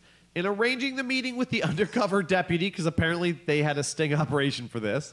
Yeah, right. Crawford had volunteered that he would be bringing 5 shirts with him for the horse to urinate on as mementos for the trip. That's from azfamily.com in Phoenix. As mementos. All right. Yeah, that went from weird to horse piss pretty fucking quick. It went from weird to weirder? I don't know if you can get weirder. You get to a level of weird, Pete, where you just like... This is the theme of fucking just like the gross bodily functions with colostomy bags and horse piss. Fucking Jesus. Shrubberies. Literally fucking shrubberies. Yeah, right. Okay, we have some irresistible self-promotion here in our dumbass criminals category. Jason Stange, age 44, who became a fugitive last year by walking away from a Spokane, Washington halfway house while on probation for bank robbery, was rearrested in July in Olympia, Washington after featuring himself in an extensive newspaper pictorial about a local movie he was starring in. Stange could have chosen a more veiled stage name, but since it was a horror movie, billed himself merely as Jason Stange, making detection really easy for U.S. Marshals. From the News Tribune. Jason Stage. Yeah, nice. Nice. It's a nice strange stage name. Blah, blah, blah, blah. Blah, blah, blah, blah, blah, blah. A 27-year-old man entertaining friends at his home in Colmar, France on the country's National Day, which is apparently like the 4th of July day for them, on July 14th, suffered serious injuries when he fell from his third-floor balcony while, said his friends, leaning over to spit on police officers below.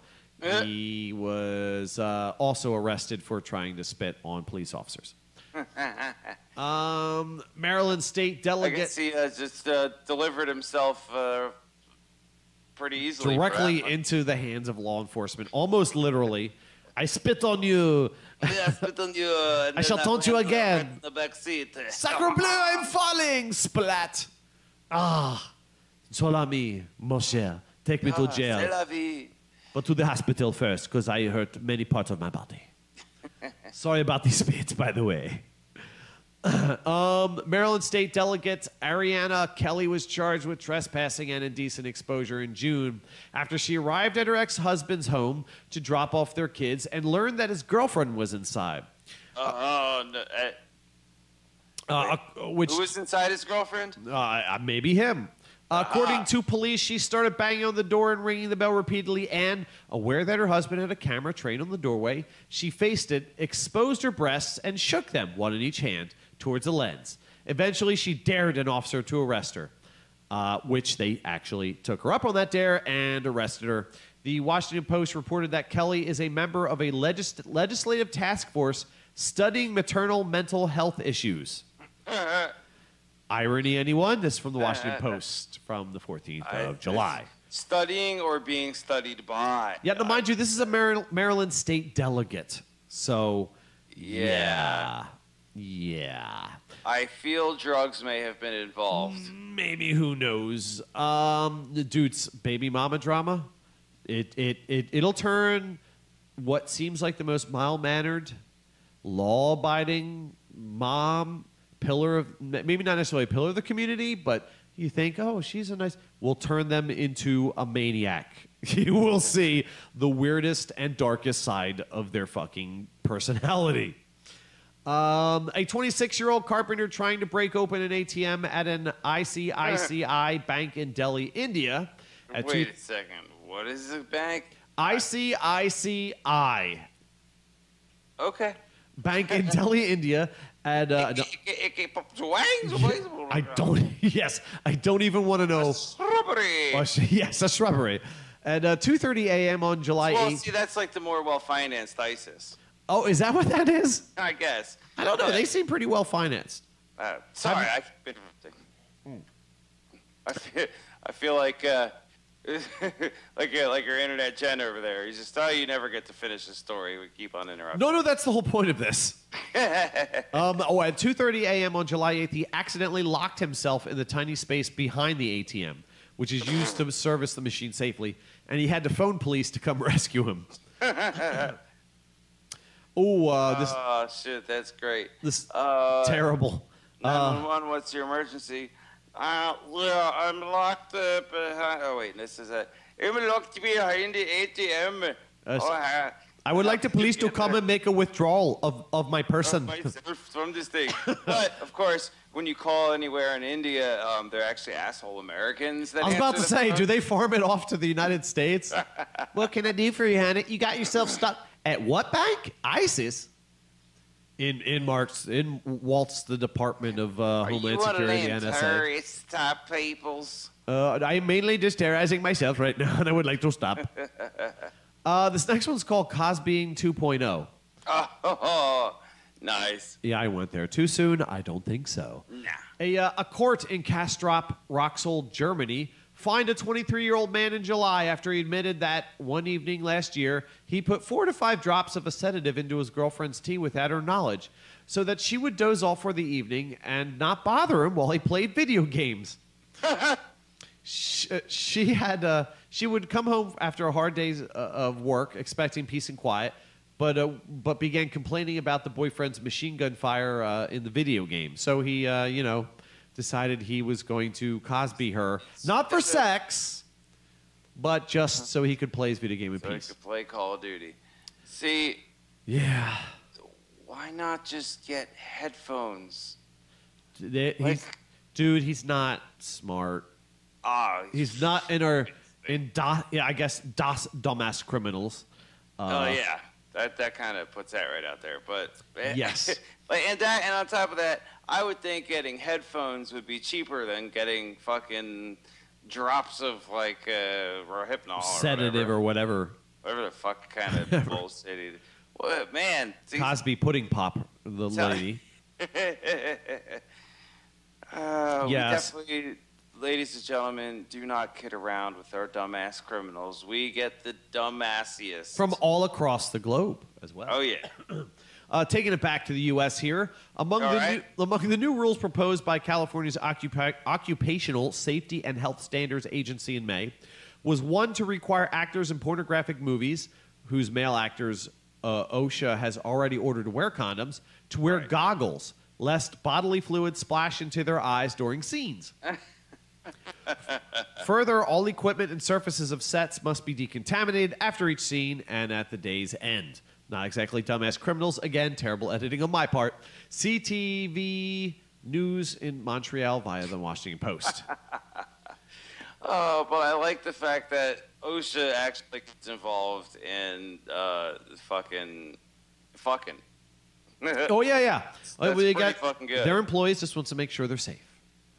That's why I stick to amateur that's porn. funny. Because I don't need... Condoms are such a turnoff. I can't even have them in pornography. Yeah. It's like just amateur porn, for God's sakes. Or well-done porn that's using actors who are, I guess, are just like boyfriend and girlfriend, so they get covered by the anti-condom clause, I guess. Which sounds like the worst Santa Claus ever, doesn't it? Yeah. Ho, ho, ho, ho. Ho, ho, ho, ho. Splurred. I just went there. That was terrible. Here we are, back to our dumbass criminals. Once again, during a police raid of a suspected drug house, this time in Wood River, Illinois, in July, with police swarming the home and yard, confiscating evidence and arresting occupants. Left and right, all crazy like. Officers had to continuously stop from time to time to answer the front door 10 times during a 90-minute period, as the dealer's regular and oblivious customers continually arrived to buy more heroin.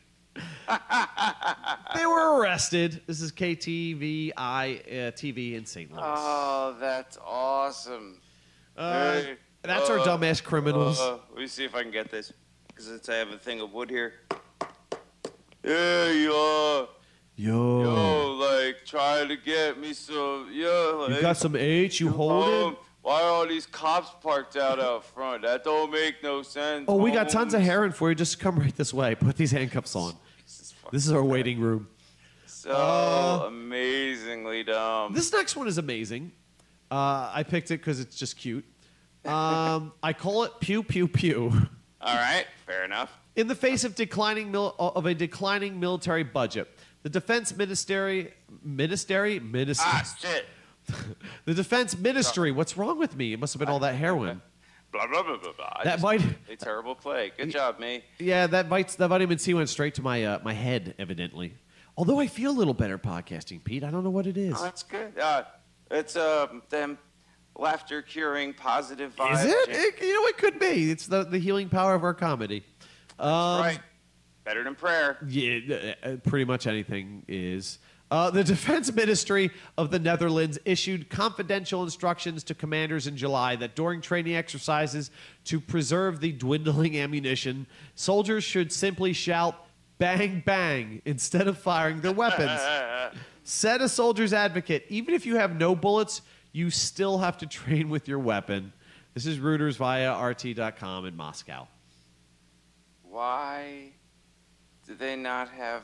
I mean, we Well, they probably have them. They're just like, we don't have a lot, and if we use it to train, then if bad guys come, we'll have to literally say bang, bang. So it's probably better if we say bang, bang now, rather than at paper targets, than bang, bang at, I don't know who wants to invade the Netherlands, but it's been done a lot. It's Europe. Every place has been invaded by every other place. Yeah. So it does actually make sense. But it is just silly. Pew, pew, pew, pew. This, Pete... Bang, bang, bang. I hit you. No, you didn't. Yes, I totally did. No, we'll lay down and play dead. No, I have my shields up. I got my bullet. Damn it. I couldn't get there fast enough. Pyong, pyong. What's that sound? That's the sound of the bullets ricocheting off my... I missed my... I'm immune to bullets. I'm fucking immune in times infinity, so you can't... No possible way. No fair. You two go sit in timeout. You're ruining our pretend practice. I can't take our bang bang seriously. This Awesome. This is the most incredible racism ever. The mayor of Whitesboro, New York, defending to a Village Voice reporter in July the 19th century-based town seal that features a white settler appearing to push down an American Indian man. He denied any racism. And this is Whitesboro, and said the image is actually a typical friendly wrestling match that took place back in those days. According to Whitesboro's website, the Native Americans supposedly uttered after the match, "Ugh, you good fellow too much." This is just the most incredible racism ever. Wow. Usually, Pete, in the wrestling I've seen, you don't lose your land. No, yeah, and you don't end up with smallpox. Yeah. Wow. Holy shit, that's amazing. I mean, just say, no less. I mean, just say, look, it's the town seal. We're just going to keep it. Fuck off. But don't try it. You just sound dumb when you try to explain it away as not. Dude, that's how you got the land in the first place. Guys, come on, stop it. Stop. This is some amazing shit. That's the name of the title. All right. This is right near where you live, Pete, at a charity event in Philadelphia, Pennsylvania in July. In the course of attempting to set a Guinness Book record for pogo stick workouts, Jack Sexty, not sexy, age 25, bounced 88,047 straight times over a 10-hour, 20-minute session to add to his several previous Guinness records. Sexty, who said he was physically uncomfortable at times during the 10-hour ordeal. No shit. He suggested that he may have inadvertently set yet another pogo stick record. Excuse me, as maybe the only person ever to answer a number 2 call of nature while pogoing. He explained that a guy had offered to hold a pot underneath him as he jumped and did his business, but Sexty confessed, I couldn't be very accurate aiming for the pot. So he just shot himself on a pogo stick. Yes. Oh, gross. It's pretty gnarly. Pretty shitty. And our last story here. Oh, that's so nasty. So much poop today. This is a much better one. All right. Hopefully it's... Because it's funny and silly, and it has lesbians. So, I mean... Oh, yay. Pete, that's already better than poop. That always puts us in a better mood. Bickering lesbians? Oh, boy. Love it. You'll like it. Domestic bliss, I call this one. Yes. August 18th, the Florida woman who was allegedly hit in the face with a dildo during an argument with her girlfriend has asked a judge to dismiss a domestic battery charge due to the indescribable humiliation caused by media coverage of the incident. Well, it's allegedly, Pete, because she asked to dismiss the charges, so it wasn't proven in a court of law. Yes, of course. In a July 29th letter to a circuit court judge, Gamzee Kapiner Ridley described defendant Annette Keilhern, age 57, as a kind, compassionate human being who truly doesn't deserve to suffer more than she already has. Captain Ridley, age 47, wrote that she did not seek to have a criminal charge filed against Calhoun, a convicted felon who served nearly 3 years in prison for cocaine trafficking. Following a July 11th argument in the couple's St. Petersburg home, which is a lovely place to visit on vacation, Captain Ridley called police to monitor her removal of some personal belongings from the residence. Ah, nice. A day earlier, Captain Ridley had filed for a civil domestic violence injunction against Calhoun. While a police officer watched as Captain Ridley gathered clothing items, Calhoun grabbed Captain Ridley's arm and tried to pull a dress from her hands. After the patrolman warned Calhoun not to touch Ridley, Calhoun intentionally shoved a dildo in the victim's face, grabbed her right arm while arguing whom it belonged to, reported Officer Eric Blomgren. Due to the defendant grabbing the victim and committing the battery in my presence of her face with a dildo, the defendant was arrested for domestic battery, Blomgren noted. And to be fair, he was asked to come here to arbitrate this. Yeah. And if that happened and it was recorded somehow and later she pressed charges, he could be in a serious pickle, if you will, about it. So he kind of had to do that, and they kind of brought it on themselves. So, well, yeah. Usually I'm like, police, blah, blah, blah. But, I mean, this is a consensual fucking thing. In her letter, Ridley stated that Calhoun was very emotional and upset that I was leaving, but added she never felt in danger during the confrontation with Calhoun, who has Captain Ridley's first name tattooed on her chest. So I think in lesbian terms, that's a very serious relationship.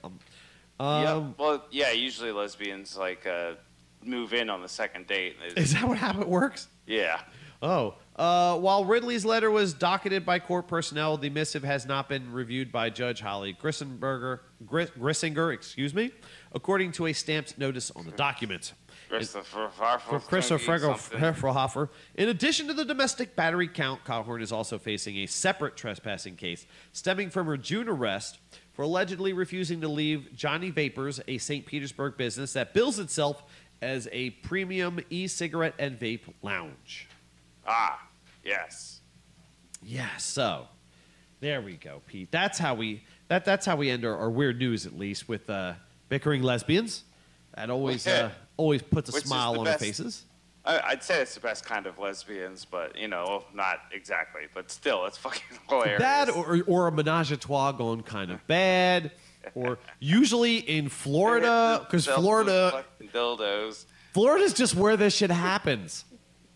Well, Florida man, he's a busy guy. Florida man.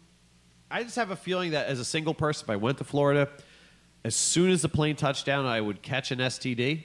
So probably somewhere on the plane, I would want to put a condom on. It's not a watermelon one. Well, yeah, that would ruin the feeling. Right. I think. I mean, because then the plane could land on your dick and you wouldn't even notice. Yeah, I wouldn't. If the tire went out, you could use my my dick as the skid, if you will. Yeah. To land, and I wouldn't feel your it. Your whole plane would smell like watermelon latex. Oh yeah, the runway might enjoy it, but I wouldn't feel a fucking thing. But yes, so that's our weird news, and that's good weird news, and we learned a lot today. Do I love those dumbass criminals? Yes, we had a bunch of them there. There was a decent amount, man. Yeah, but we've been saving them up. We certainly have. It's been a while since we've done the dumbasses. That is true. I feel it was definitely well worth the wait. We skipped it last episode because we had such a big what's new because there was so much stuff happening. Because you had just kissed the girl, I believe. I liked it. And you liked it. You loved it. Since we really didn't touch too much on it, how's that going? Because I have to ask. Oh, that's true. Oh my goodness, our schedules are just hectic. That's what happens in adulthood, Pete. Able to line up we talk pretty much every day. Well, that's good.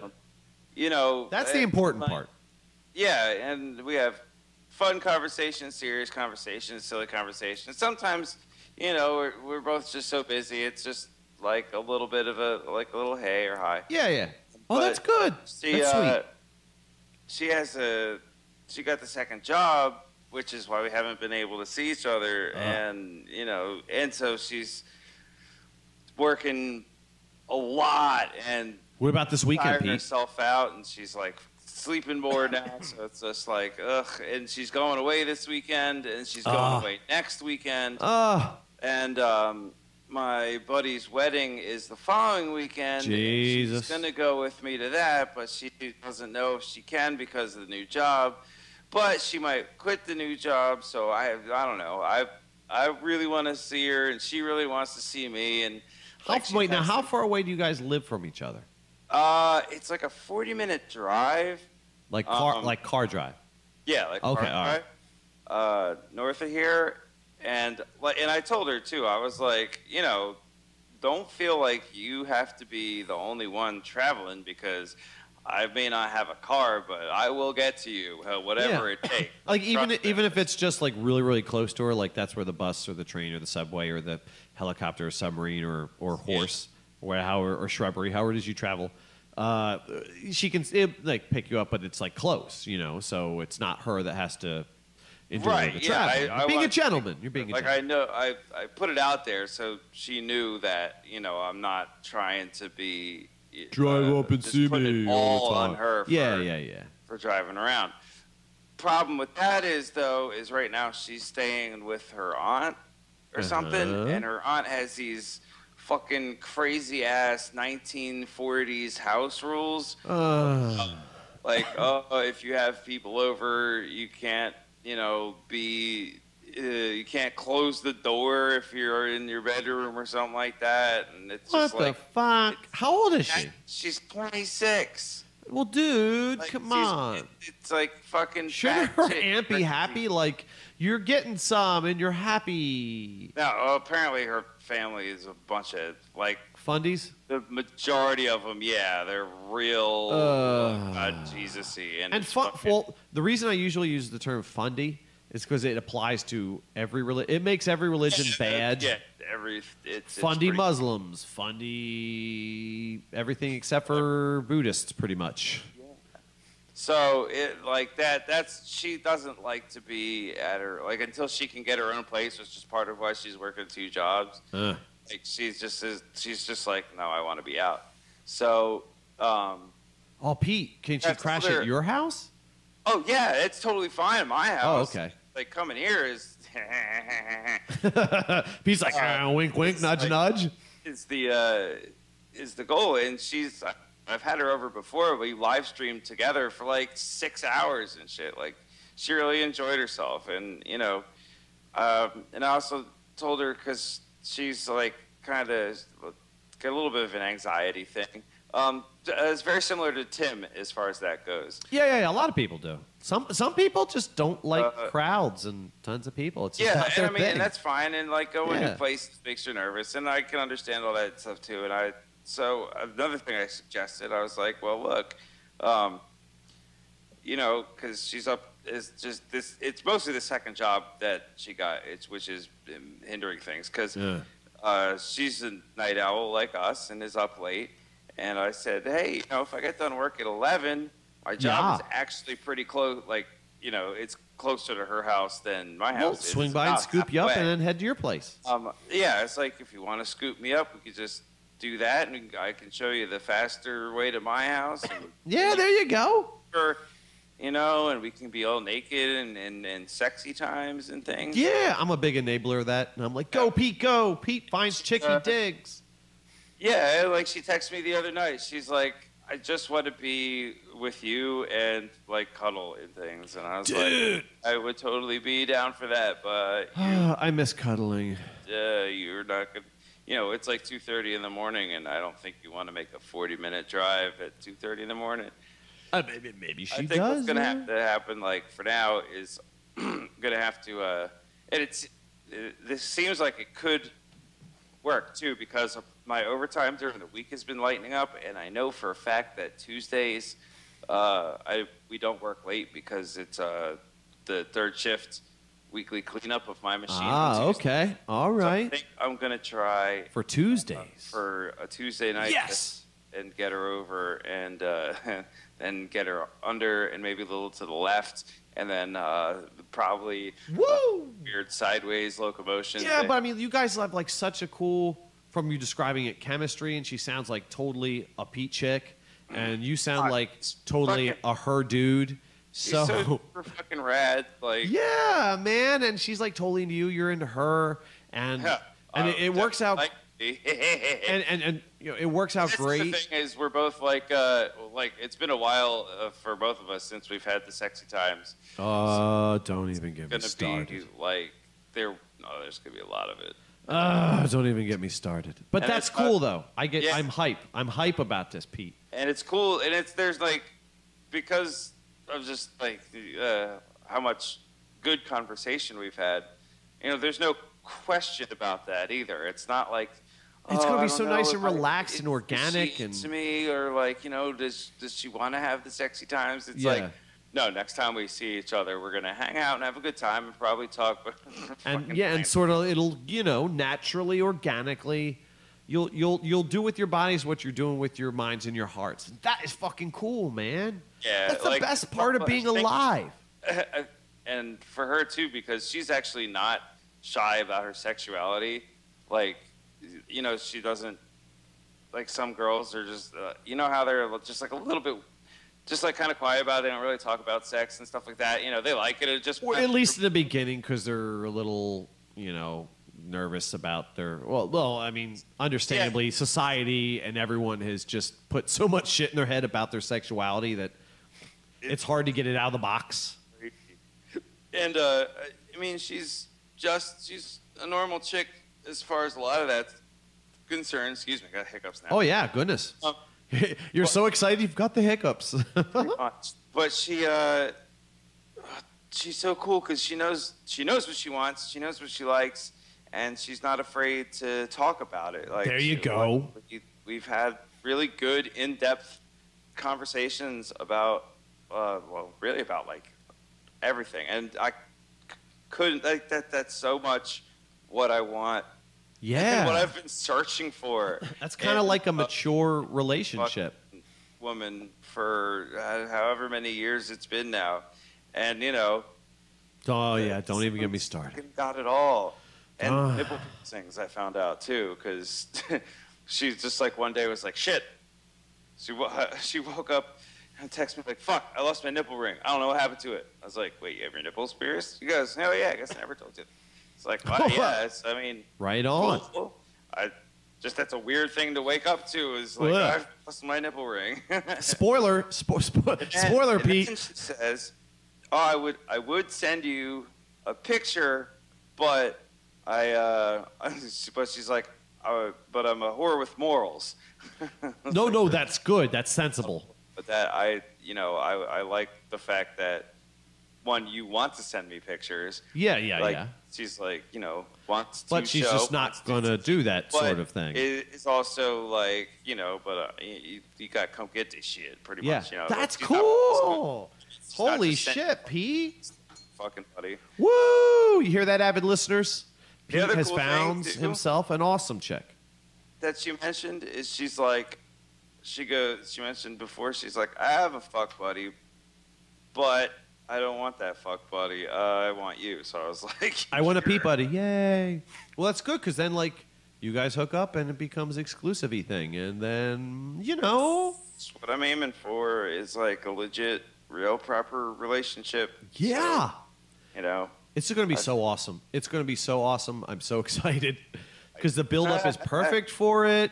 She's a perfect chick. You guys you're building a relationship the proper way.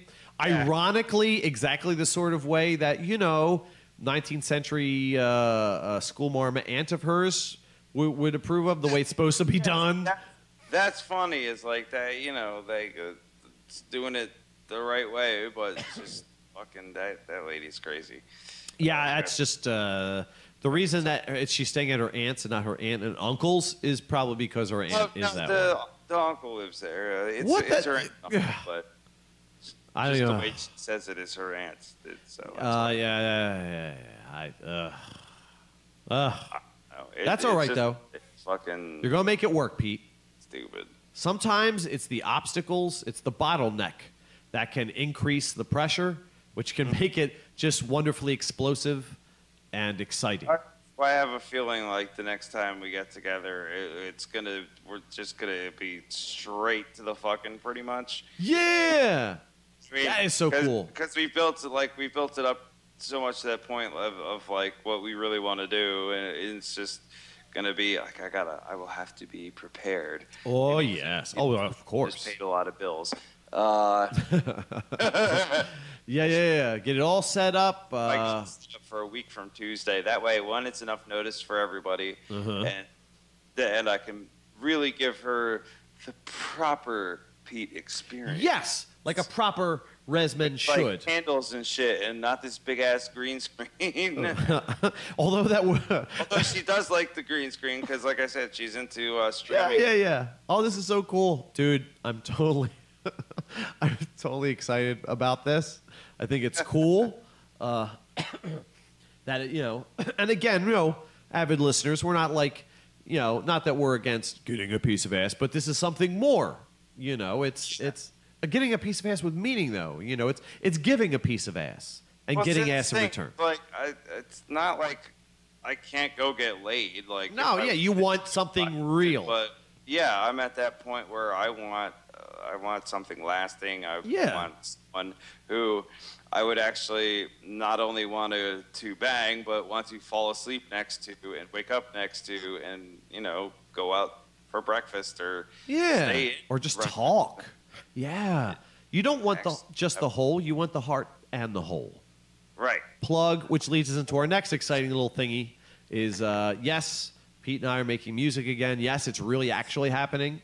It definitely is. I sent Carl the updated remix of a fan favorite, Hearts and Holes, which I found out. I'll tell you after this. I found out why it seems like it's a little long.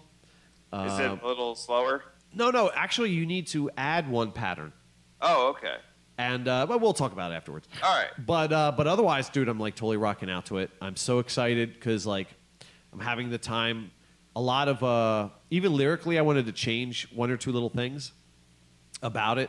That after I wrote it and recorded it, I was like, oh, I wish I could have said it this way. I could have got my message across a little more cohesively and cleverly. More clever. Oh, Jesus Christ, Carl! If that's not ironic, it could have been more smarter. But yes. But I'm excited about that. Long words and then don't know how to say them. But it's not just we're not just rehashing golden oldies here. It's new stuff that Pete wrote that I've got some lyrics to. So yes, I have been patiently awaiting the day when Carl is back in writing mode, and it's here. Way I have a fucking vocalist because I can. Well, I have the ability to sing. I don't have the ability to write lyrics, so I rely on others for that, and Carl is one of the best. Oh, and you're going to be doing some singing. We play this live, and we will now because we can just do it with laptop and us. Yeah, and my and my PA. Yeah. But it'd be fun. It's so cool. We actually have everything we need to play live. I know, and we don't need a fucking degree from MIT to make it work. Exactly. It's not going to be hyper complicated. It's going to be easy. It's going to be a fucking 5-minute setup. To my favorite quote from Tim and Eric's $1 Billion Movie, which Ross and I, when we were doing all this, not revamping. What do you call it when you take a house and redo it? Remodeling of the trailer is. It's easy, not hard. It's easy, not hard. Is this will be easy, not hard, which just makes it more fun. Yeah. Just Pete and I rocking out means that because Pete always wants to rock out, and I rock. My cock out. Yes, and even though, and this is why I'm very sympathetic towards your girl's social phobia thing. You may not believe this, but I do actually have. Like that same kind of a thing. Really? You wouldn't believe it, but I do. But the way I kill it with comedy, I guess. The way I right? do is I take it and I pull myself inside. I actually visualize it of pulling myself inside out, and then I make wherever I'm at. I make it my place, which is strange. Like if you'll notice when I first show up, I'll do like I get very comedy and kind of odd and strange. Right. But once I'm there for a little bit, I'll get comfortable, and then I can do whatever. But there's always that first couple. Sometimes it's like 30 seconds, where I'm just like new area. All right, take it in, like grokking it, if you will, from Stranger from a Strange Land. Yep. Where I grok it, I absorb it, and then I'm like, all right, boom, here we are, and and I don't know these people, but these are my people now because they're inside of me, and I'm getting inside of them, and here we are together. And it just sort of like I out logic, I outthink my own brain, if you will. Okay. And that's how I don't know if it'll be helpful to her but because I'm like helpful Henry.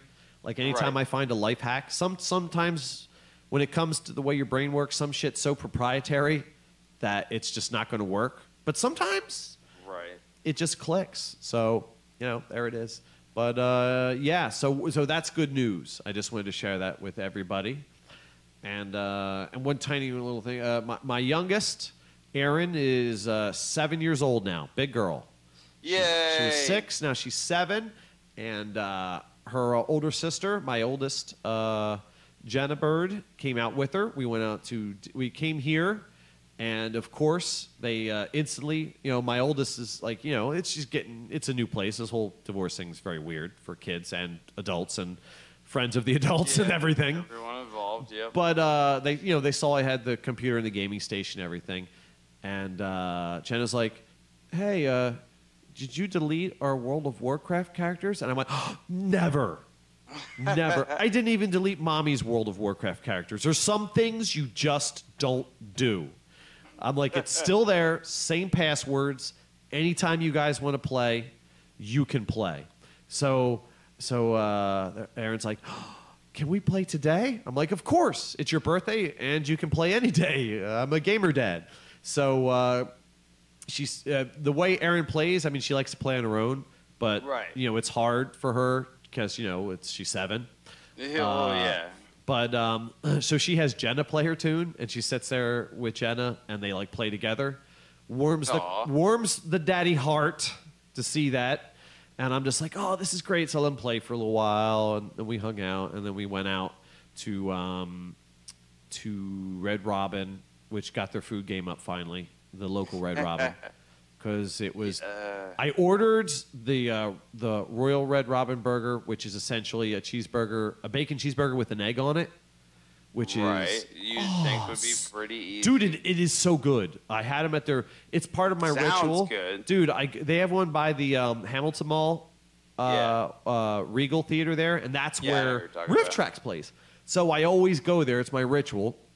And I have the Royal Red Robin burger, and it's so good. But this place just opened, and I asked for the egg over hard because I want the egg actually, cooked. So when they brought it, the burger was very pink, and I'm like, I can almost kind of forgive this. But, dude, it was sunny side up, and it was so undercooked, like, not the yolk, the white was almost all of it. Almost all of the white was like snot. And I'm like, so I grabbed the waitress. I'm like, dude, I don't mean to be like that customer. I'm like, but dude, you got to cook this fucking egg, man. Eating raw eggs at a restaurant super bad for you. is a really bad idea. That is like, you're cruising for some food poisoning. Yeah, there. I'm gonna have a Royal Red Robin diarrhea. It's not a good idea. that's a Red Robin 5-alarm shits. botulism edition. Yeah, and I can't have that. I was like, you gotta cook the egg, honey. I am so sorry, but you gotta cook the egg. And she goes, okay. I was like, dude, don't be a jerk to the cooks or anything like that. If you could do that. And they brought it back, but it wasn't the same. But when I went back the second time, everything was perfect. So I'm happy. Oh, well, that's good. But all in all, it was a great day. I got her the Ender Dragon because she loves Minecraft. Yeah. So The boss dragon or whatever. Yeah, she loves that. I got her that because she loves dragons and she loves that. She was so excited. She was going around. Like, they had the big family party there that, because things are still weird, I'm not invited to at all. It would be so awkward. I would go for the kids and everything, but it's kind of like, all right, I don't think this year is a good idea. I didn't say this, but I'm like, I agree with this call here. But so it's sort of like the opening sequence from Taken. Yeah, yeah, just not good.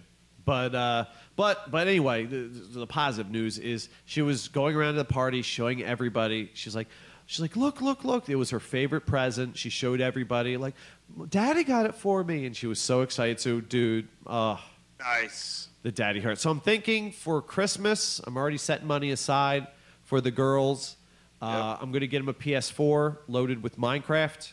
Ah, sweet. So this way she can play, they can do their thing, and then eventually I would like to get one for myself because it's just a great system. And if I want to play Star Wars Battlegrounds, I'm going to need it. And that game is so fucking cool, I can't not have it. Yeah. But this way, you know, awesome. I'm gonna get one of those too. Even if we're not like, you know, together, it's not our day. Like, you can still Jenna interact. could be up and be like, hey, text me, hey, do you want to play Minecraft or something? I could be like, yeah, totally. You know what I mean? And we could just do stuff that way. So I'm enthused by that. Just don't, anybody, if you're listening, don't tell them, not that you would, but it's going to be a big surprise. Again, as long as I clear it with their mom, because, you know, we're still both the parents. And like I explained, because she wanted a parakeet real bad, my youngest. And I said, look, I will get one for you, but, you know, if mommy says it's okay, I'm not going to get you anything that's not okay because she's, you know, it's her house and her life, and it's got to be right. And, you know, same thing over here, you know. If she's going to get you something that you play with when you're over here, it's got to be something, you know, that's just how it goes. So, you know, trying to keep it on the up and up. It's reasonable. Yeah. I'm the reasonable ex guy. I don't want Right. I don't want no trouble. No, sir. Don't want no trouble. Just want to play with my girls and just do the best I can. But now that's a positive way to end a podcast. Yeah. And that's what we've been doing here in season 5. Season 5, and we end on a positive note. We end on a positive, exciting note. I'm not sure how when we're going to end season 5. I'm not sure how we're going to do it. Whether we can just both plug into the PA and maybe have an episode through the recording on the laptop or something, and just do a quick, fun, exciting live episode. Maybe we'll say, "Hey, Becca, want to have a big party?" Yeah, maybe do it that way. That's what we should do. I think that might be the way to go. Yeah, I think that's a good way to do it. It would have a fun, exciting live feel to it. Yeah, because I can always edit it. Fun, exciting live audience. Yeah, and I can always Sorry, go ahead. a real live audience, and I can always edit it afterwards and clean it up and, you know, and all that good stuff and process it, make it sound as really good. Yeah. But I think that'll be our season 5 ender. We'll talk to Danielle the Awesome and Becca about that. Now that is how you end a season 5 podcast. Pete, that is correct. That's how we do it. Oh yeah, and I'm feeling good about it. You've been listening to That's Life. That's right. Baby Boy Production, episode number 116. Getting a little long in the ear there. And thank you so much for listening. You can listen to many episodes, Pete, for free at our YouTube channel, youtube.com/That's Life Podcast. That's youtube.com/That's Life Podcast. To check us out there, we have not just our podcast episodes, we also have all kinds of funny, goofy things that we throw in there for good measure. So be sure to check us out there. Pete, we also have a Facebook page. Tell them about the Facebook page. Oh, snippity snap, son. We have a Facebook page for you. That Facebook page is at www.facebook.com/that'slifepodcast. Woo. And over there, welcome to the magic. It's where you get to find out about all the fun happenings. Yes, sir. We let you know about recording sessions. We let you know about when we're going to be posting that stuff. Woo. Also, just It's a never-ending stream of entertainment. That's right, you're having a shitty day. Go over to www.facebook.com/that'slifepodcast and let the comedy wash over you. And if you've enjoyed what you just heard, Because damn did I enjoy talking about it. be sure to tell a friend, neighbor, or coworker and help us to spread the laughter as far as we can. So from all of us here across the tri-state area, the That's Life podcast, this has been Pete. And Carl, bidding you an adieu, and a watermelon-flavored colostomy bag full of meats. Adieu. Unsavory. This is what happens when you podcast when you get older. Oh, your knees go, you start coughing.